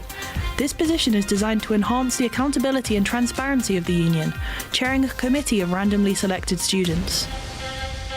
And Hugh Hannah.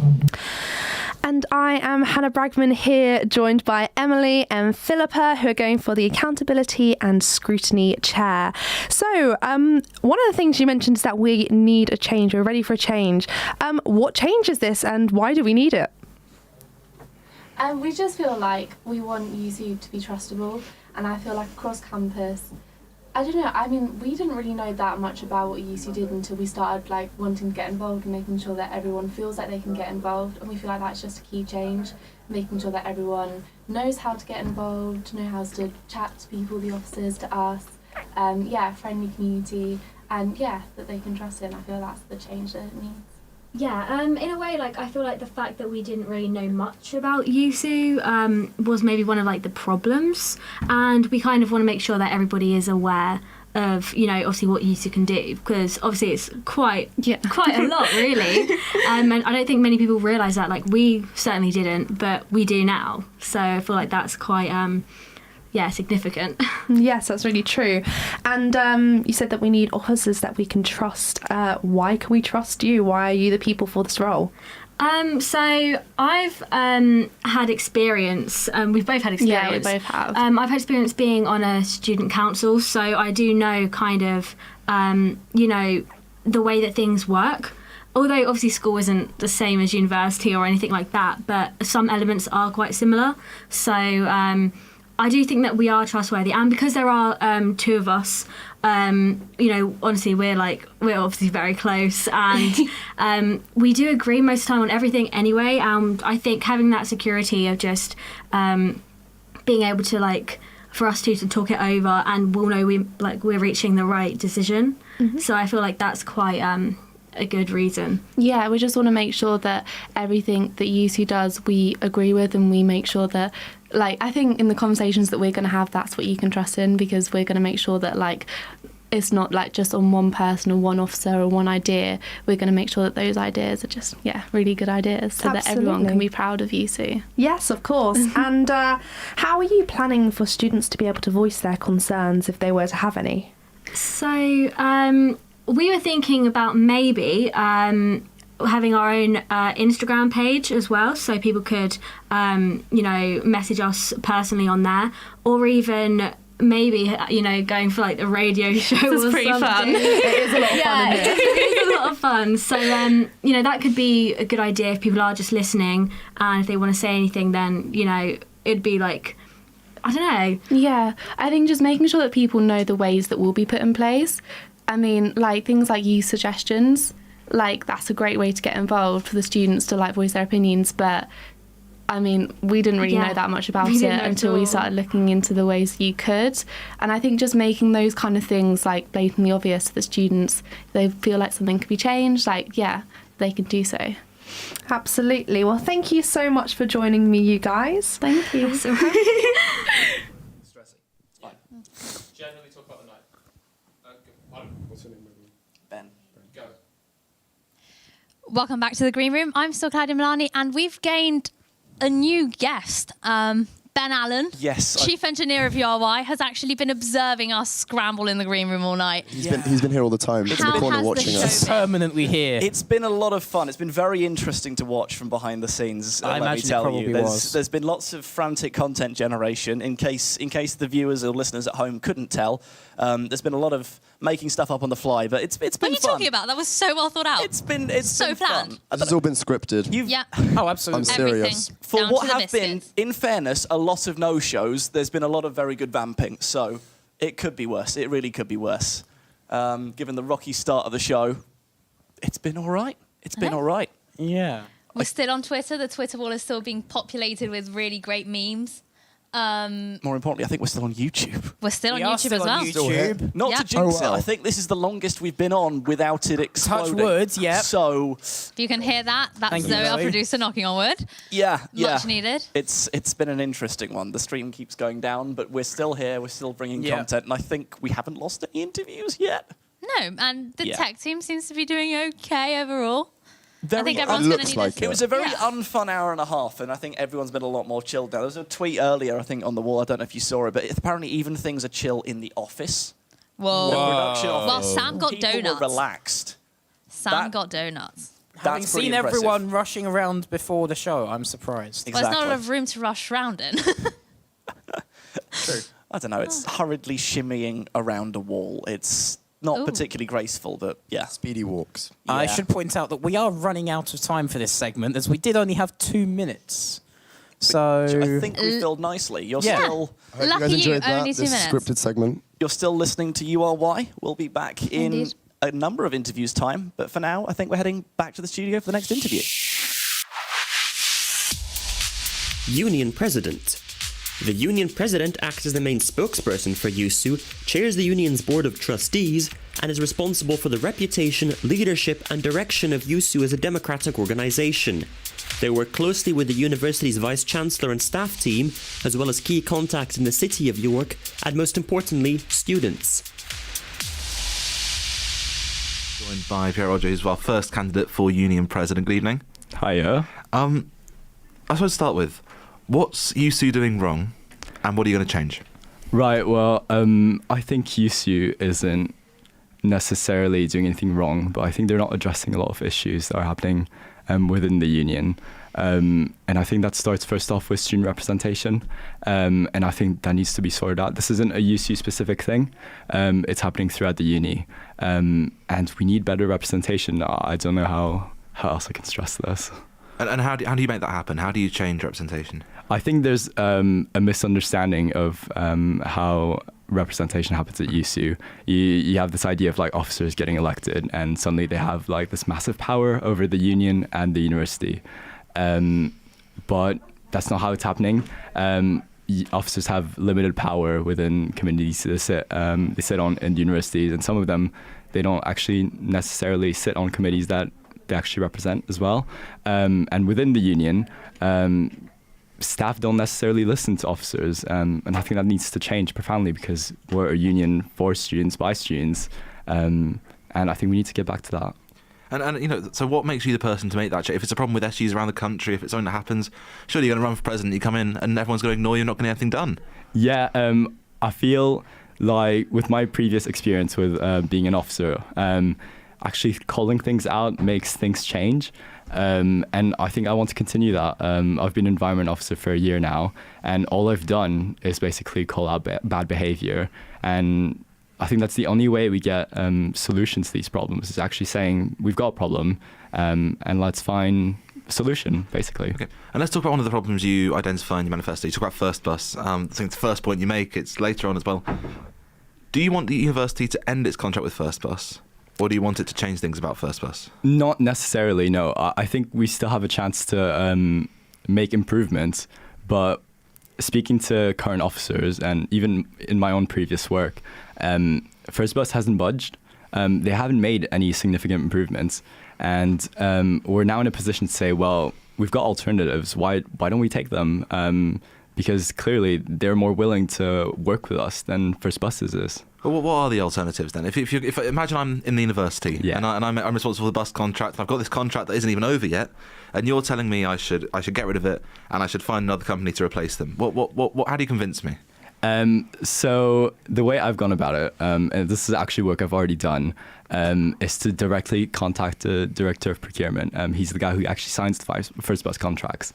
And, it's funny because, we're talking about alternatives and things. The university has alternatives. We just don't know what those are. And speaking with him, his name's Rob Hunt. He's told me that actually the university is looking to find alternatives to First Buses because they're now aware of the damage that's happened because of them. And they're looking for a replacement right now. And what does that change, though? Because, I know lots of people who come from all around the UK, and they all have problems with buses. Yeah. We're not London, we're York. And First Bus obviously a big presence within the city.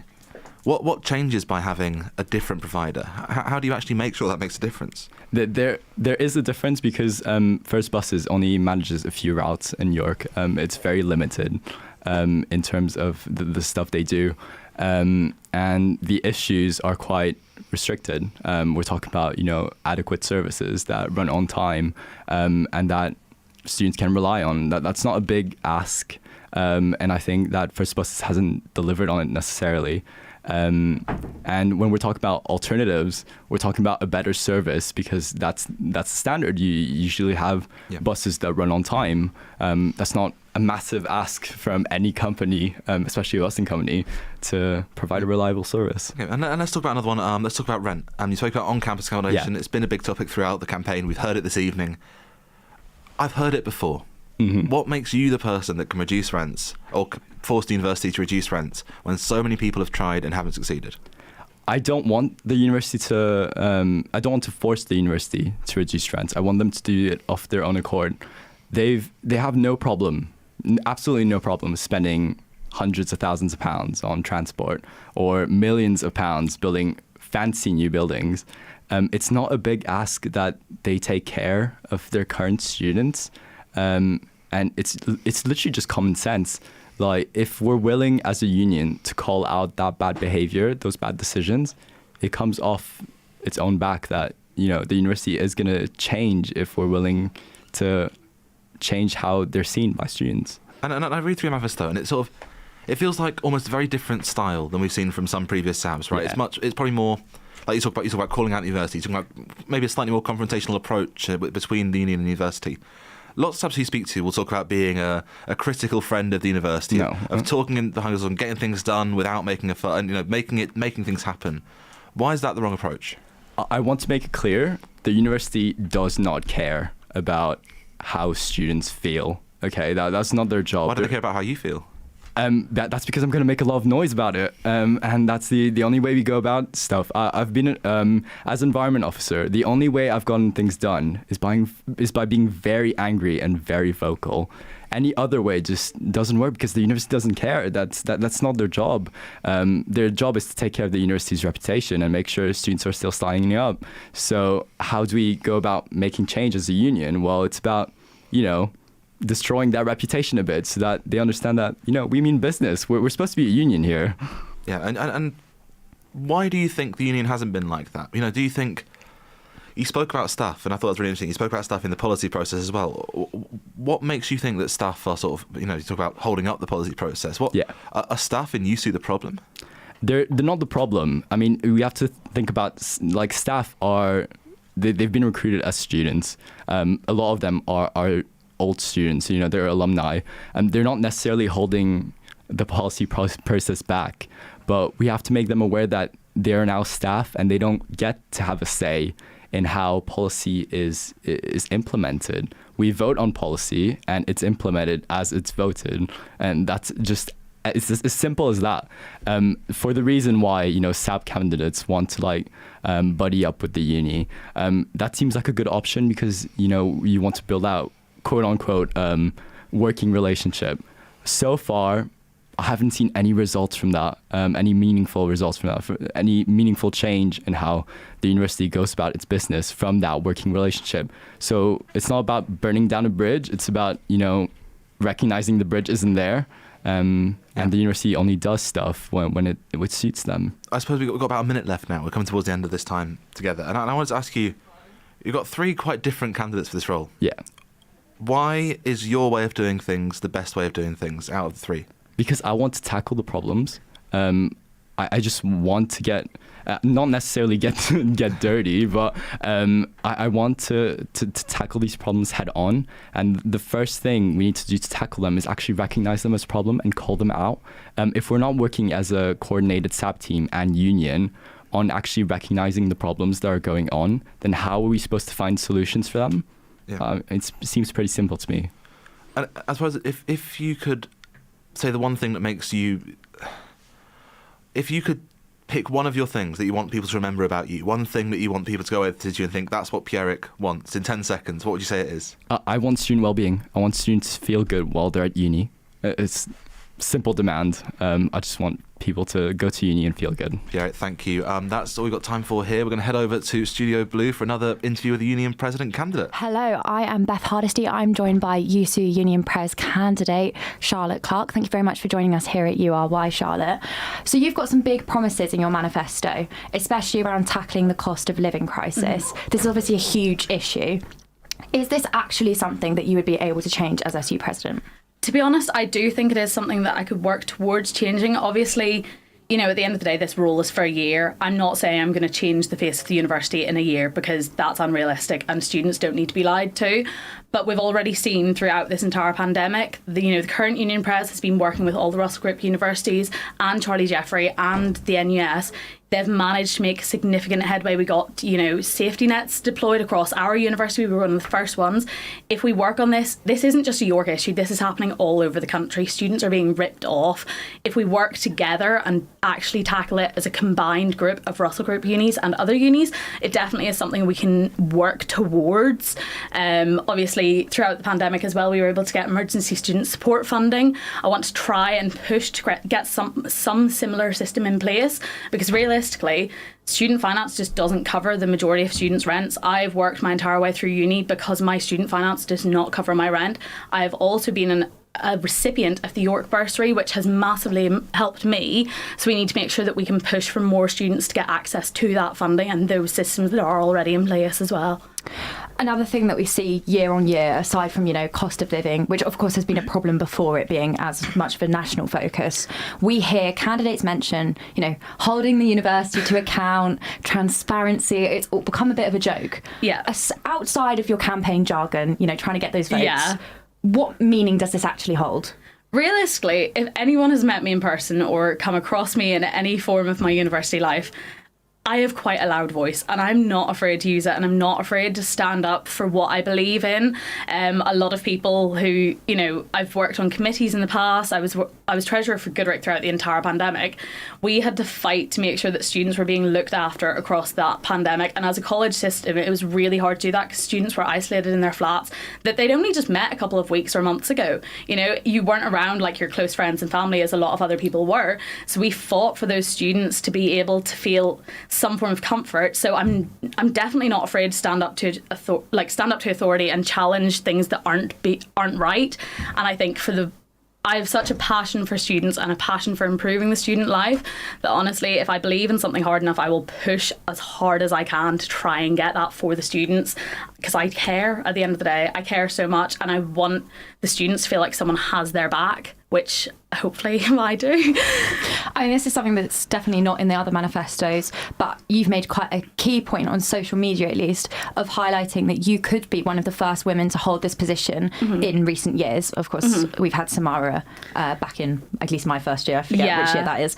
Beyond just improving our representative statistics, what is the actual value of having a female SU? Is there any added value?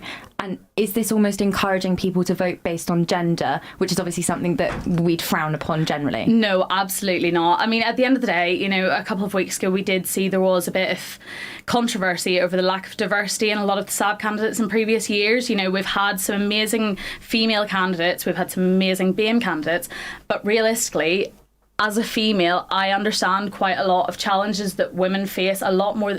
Not saying that it's just women that face these problems, but women and non-binary people, they face a lot more challenges than your stereotypical male would, which is an issue. Like, over the whole spiking epidemic, a lot of people do say it's just girls that face it. It's not. It's a wide thing.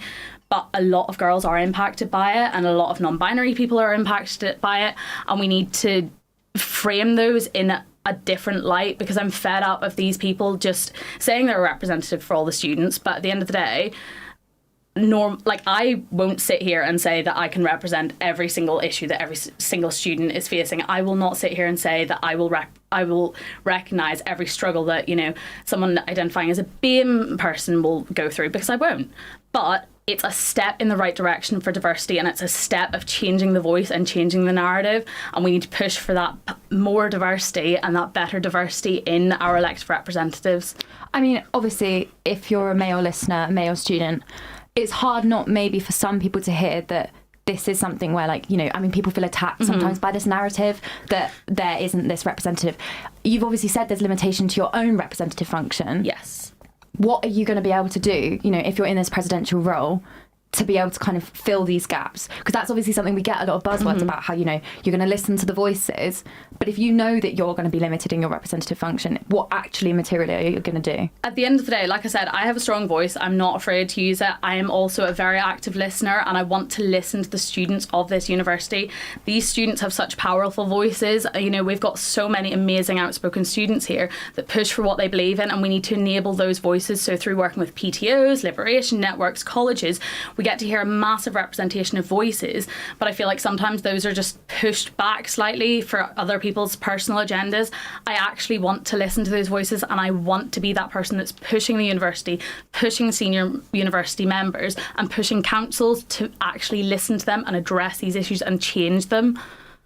I mean, you've mentioned spiking and stuff like that, and of course, if anyone listening is sensitive to this issue, it's only going to be a couple minutes, but you may wish to not listen.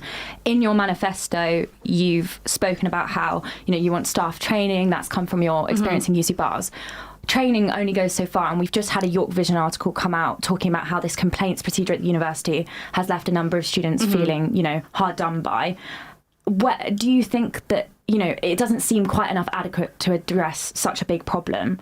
What would you actually be able to do beyond this training? So obviously the training is important because, you know, once you're in that situation, it's easier to spot if something like that has happened, if you know what to look for. You know, quite often people are like, oh, it's just like you've had one too many. It's not. It's completely different. I mean, I personally was affected by this last term, and despite having the training and despite knowing how to avoid it and how to help if it does happen, I felt completely robbed of everything, and I almost blamed myself, which should never happen. But, you know, I didn't want to go and tell anyone about it because I was scared that people would judge me for it, and I was scared that would be my entire identity, which it's not. I have so many other attributes and so many other things about me. I didn't want this to take over. So yes, the training may not be enough to completely eradicate the problem, but it's definitely a step in the right direction, and we need to just keep pushing for that, and we need to work with the police, and we need to work with the council, and we need to work with, you know, the security staff and the nightclub staff, so that they are actually aware of what to do and how to support students. Because quite often we've seen, you know, in things like the tab and things like that, whenever people are saying, oh, this happened to me, but, you know, I was just ignored and they just said I'd had one too many. It's not that. It's completely different, and we need to actually get people to recognise the signs so they can know how to help whenever it does happen. Another thing that I think just needs a bit of further clarification, you've mentioned about having a stronger presence on Hes East and King's Manor. What does this actually look like? Okay, so I've thought about this for quite a while. You know, I'm a Goodrick student. I lived on Goodrick, but I worked on West. I went to uni on West, and I've always wondered where this division between Hes West and Hes East has come from. And I feel like quite often Hes East and King's Manor as well are completely overlooked. Like, whenever I've been talking to people over the past couple of days, and even tonight, someone told me they didn't even know the King's Manor Library existed. So I think that sort of sums it up. We just need to let people know that those things are there, like especially in the pandemic, whenever, you know, library spaces were limited, King's Manor's there. People just don't realise that, and they don't recognise that, and it's so easy to go there and just be able to access facilities, and we need to have a stronger USU presence, especially during Freshers Week, because I know obviously a lot of the Freshers activities happen on West, like the Freshers Fair, for example. That was a massive thing. All student societies were there. And I'm going to have to cut you short, Charlotte. If I'm in the final 10 seconds, if you could only have one manifesto point, which one would it be? I want change. I want change for these students, and I want to have their voices heard. No matter what your issue is, I want you to come and I want to speak to me should I get elected. Thank you very much for joining us. Now on to the next UC President election interview. Thanks very much, Beth. And good evening to Dylan Kenneth Larn. Thank you for joining us. No worries. Happy to be here. You're very welcome, as have been all the candidates through the evening. Let's get straight into things then. Please sum up for me why you should be the next USU president. Because, as anyone who knows me would tell you, I am a loud voice. I am someone who will fight my corner, and I am willing to fight for people who are my friends, and I'd like to consider every student at York University my friend, and especially if they elected me as president, I would be fighting their corner. They could come up to me for any issue, and I'd make sure to fight for them and to make sure that what they want done and what will help them will get done. I want to improve their day-to-day life, no end. Okay, so you're going to fight for them. What does that mean? It means that right, there are many organisations that, as USU president, I would have to interact with, that being the university itself, that even up to local council, local government, even national government. And that means that when there are issues that we are facing endlessly at the moment, it seems, I will be there to fight the students' corner, and I will not be there. I will not be lazy. I'm not suggesting that the current UC president is lazy, but I would make sure that what really matters to students will get done, not doing any gimmicks and stuff, just making sure that students' life improve. You mentioned the current SAB team there. What do you make of the way Patrick O'Donnell has been Students' Union president? I mean, Patrick came into an impossible job. Like he took the role over, and the rest of the SAB team, well, most of them took over just as the pandemic started to hit, and they didn't sign up for that.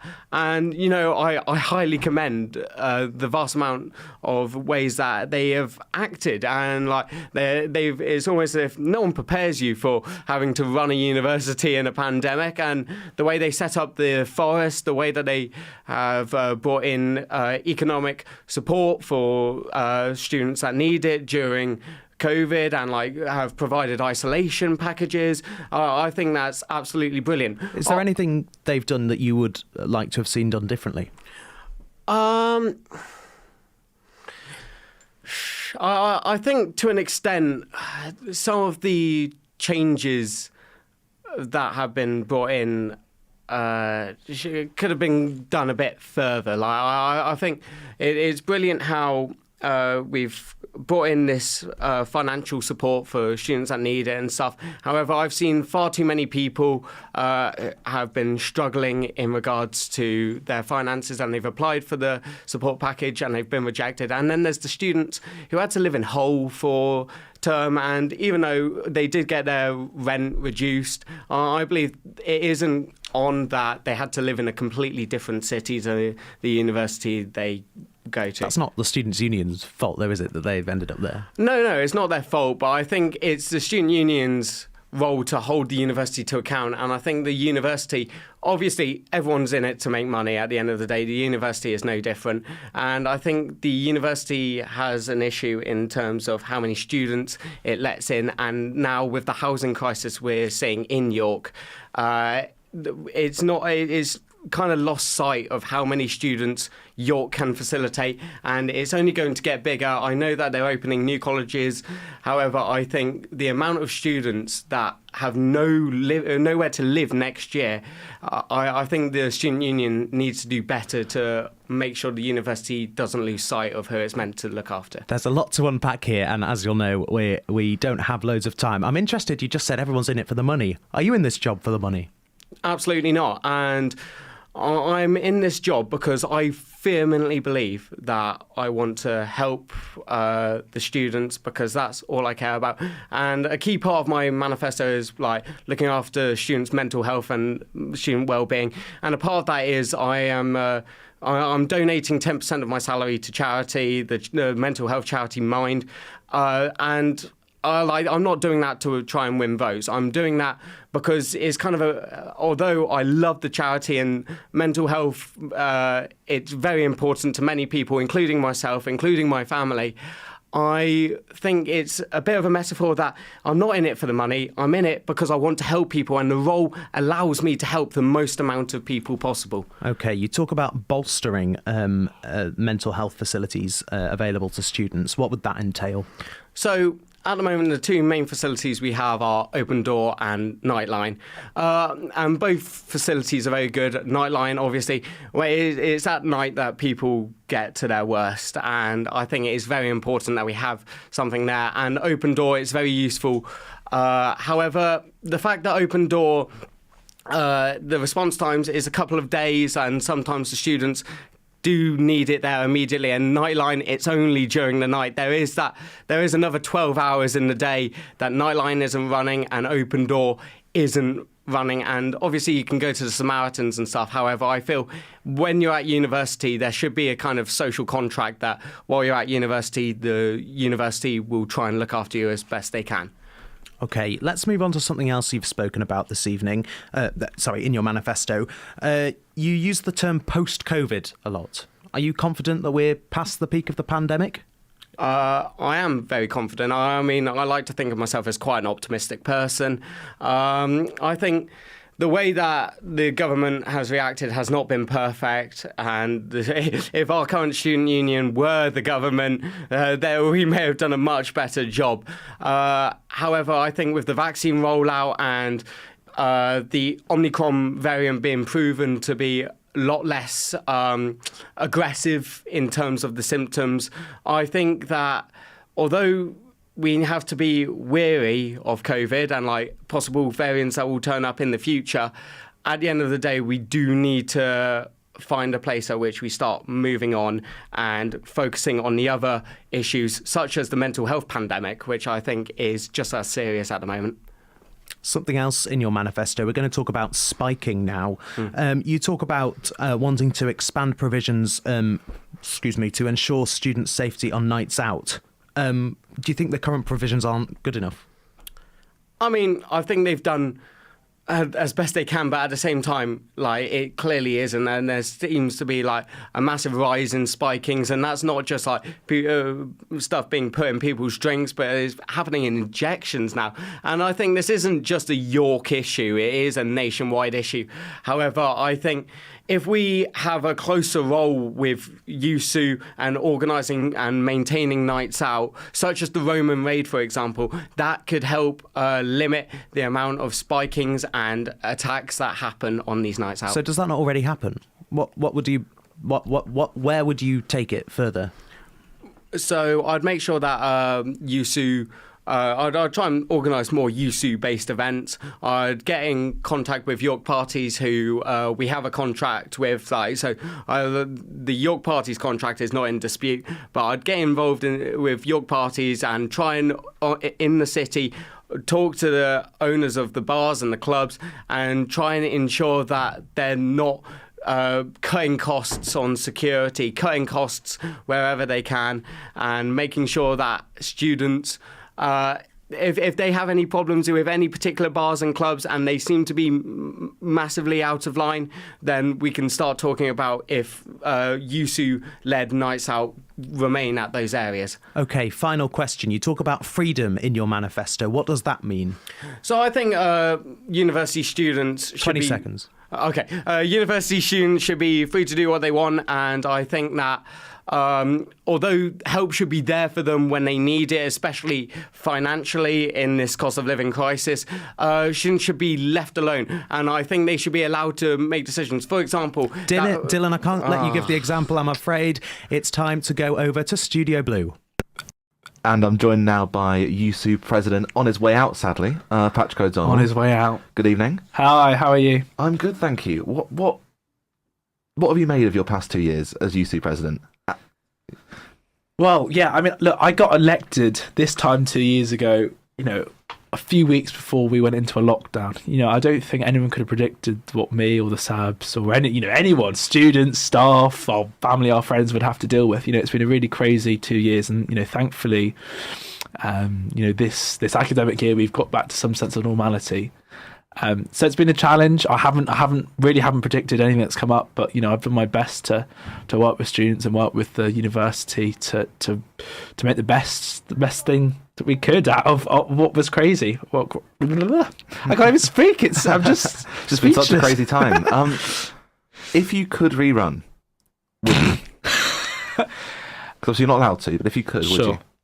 Do you know what's really funny? If I could rerun, I'd only rerun if I could, say, stay in the job for about 10 years. Now, that sounds absolutely crazy. I'd be 32 years old. I'd probably, I wouldn't do that. But I guess, and, I think tonight, candidates would have touched on that there are some things that you want to achieve that you can't achieve for 5-10 years. Take the SU building for one example. I'd love to be here to see that through, but I know I can't. So no, I will be gladly leaving with a sad face in July. And you talk about that, and I suppose it's a time when we do look back at this time a year ago when you'd have been sat online at this event. And you spoke about housing, and we speak about housing a lot tonight. We've heard that a lot from candidates. Yeah.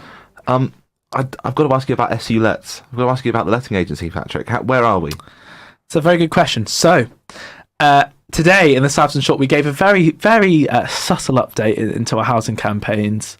Actually, yesterday in our Sabs and Short, and we updated people that we have secured funding from the university to work with an independent student housing charity called Unipol, and they're doing essentially a York-wide, a city-wide study of our housing stock, and they will give us some recommendations. And I guess that's where the SU Lets idea will come in, whether it's an accreditation scheme, whether it's your REG property or Sinclair. Others are definitely available. Other property companies, they will give us recommendations and we'll act on those. So that will come next term. And the candidates that are going for your role, what do you think they need to do in the campaign and for whichever one of them gets the job? What would you like to see from the next person to sit in your chair? It's by no means an easy job. You'll be pulled in different directions. So I think just being open and honest with people, and communication's a key thing as well.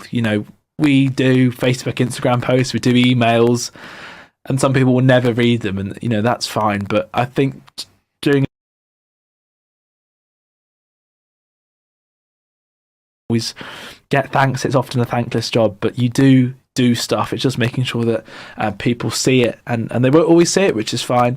But just showing how you're making a difference, and I guess for yourself, being confident in yourself that you are making a change. I think that's really important as well. And you've got just over 4 months left in the role. It's worth saying we call get done by the time you leave USU.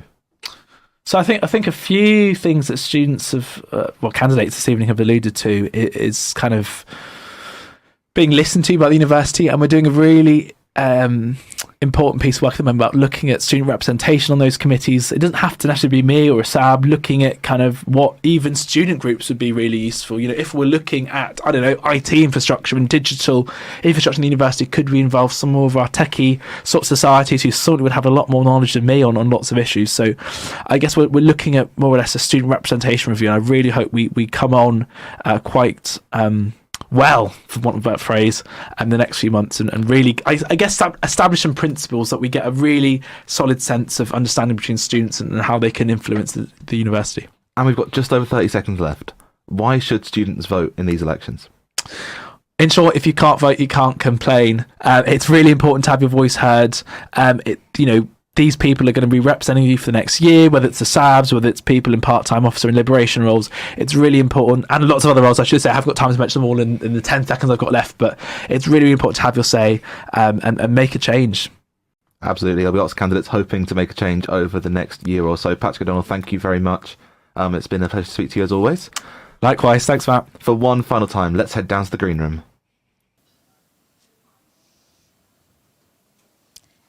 We are like no one was Yes, going to call we them. are. We're back in. That is quite. Hello. We're in the green room. That summarises the night really well. You're It still does. listening to University Radio York, 1350 AM, 88.3 FM.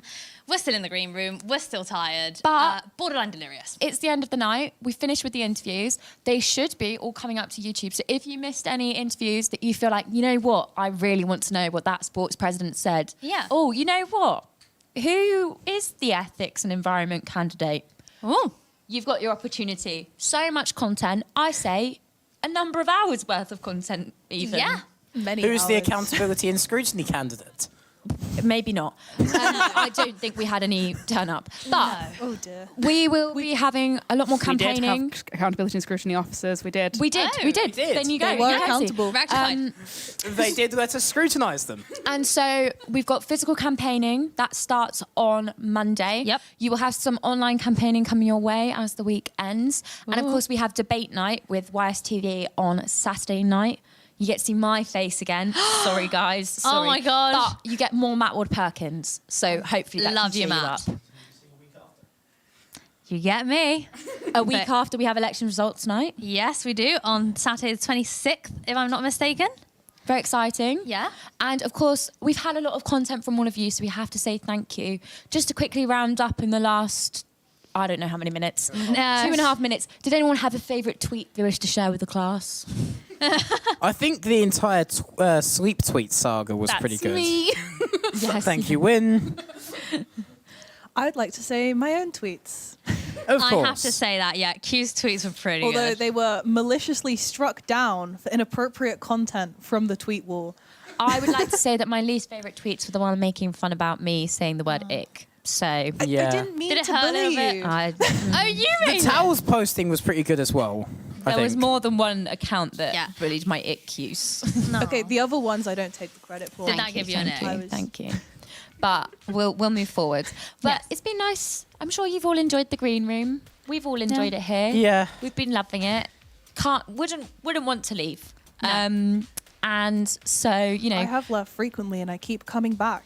See, they just keep coming. Exactly. It's like Groundhog Day. I have not left this room in a good few hours. Maybe we'll make a green room for every single UC election campaign day. We just sit here. Sounds good. Ignore all the seminars that also happen It's in this actually room. green. You can't see it, but the walls are actually painted green. You might be The able to wall see the ground. outside is painted green. That one's a whiteboard. We're not moving the camera. Absolutely not. That was our chief engineer making a silly content decision. Yes. And that got stopped. You know what wouldn't be a silly decision? Fun lights. Yep. We are, however, very Alright. delirious. And it has been a good time. It has. Yeah. I think, Sure has been a you know, time. if we could all It pick, sure has been if we a could all time, pick yeah. a word to describe this evening, what word would it be? Hectic. You heard it. You heard it there from our runners. Chaotic. Towels. Exhausting. Student media like. Yeah. That's Right. my With favourite a bunch singular of word. dashes, so it's one word in your word count for your report. Perfect. Yeah. With some feel white this is a text as well to fill out the, Yeah. report as well. Yeah. But we've been loving our time, and I think we will have just a minute or two before, not even that. 20 We will be seconds. actually heading back to the studio for one final goodbye. Oh no. I'm sure you'll survive. Don't miss from us too much. our head of news and sport, Will King. But for now, I believe that is goodbye from the green room. Thank you very much for joining us, and that's the end from us. Thank you very much, Beth. Thanks everybody down there, and what a night it has been. That brings URY's Candidate Interview Night 2022 to a close. A massive thank you to all of the candidates who've spoken to us this evening. Massive thanks to the team here as well. I'm going to try and name them all. Scarlett DeZorga, Claudia Milani Santabia Vegas, Matt Wood Perkins, Will Harris, Hannah Bragman, Beth Hardesty, Will Rowan, Joe Hurst, Q Cummins, Zoe Irvine, Freddie Carlisle, Evie Cooper, Arik Propopstev, Kathy Morale, Wyn Crawshaw, Maisie Cheng, Chris Small, Ed Halford, Alex Towles, Isaac Lowe, Sam Randowich, Alice Milburn, Mark Spolakovs, Connor Sanders, Ben Allen, Jonathan Cook, Joseph Sisson, Maya Dowdle and Michael Grace. It's been a massive team effort. We are so pleased you've been able to join us. As has been said, debate night is happening on Saturday, and then next Saturday tune back into URY for election results night. Don't forget, on Monday you can vote on the USU website. Thanks for listening. Good night. From the Sky News Centre at midnight.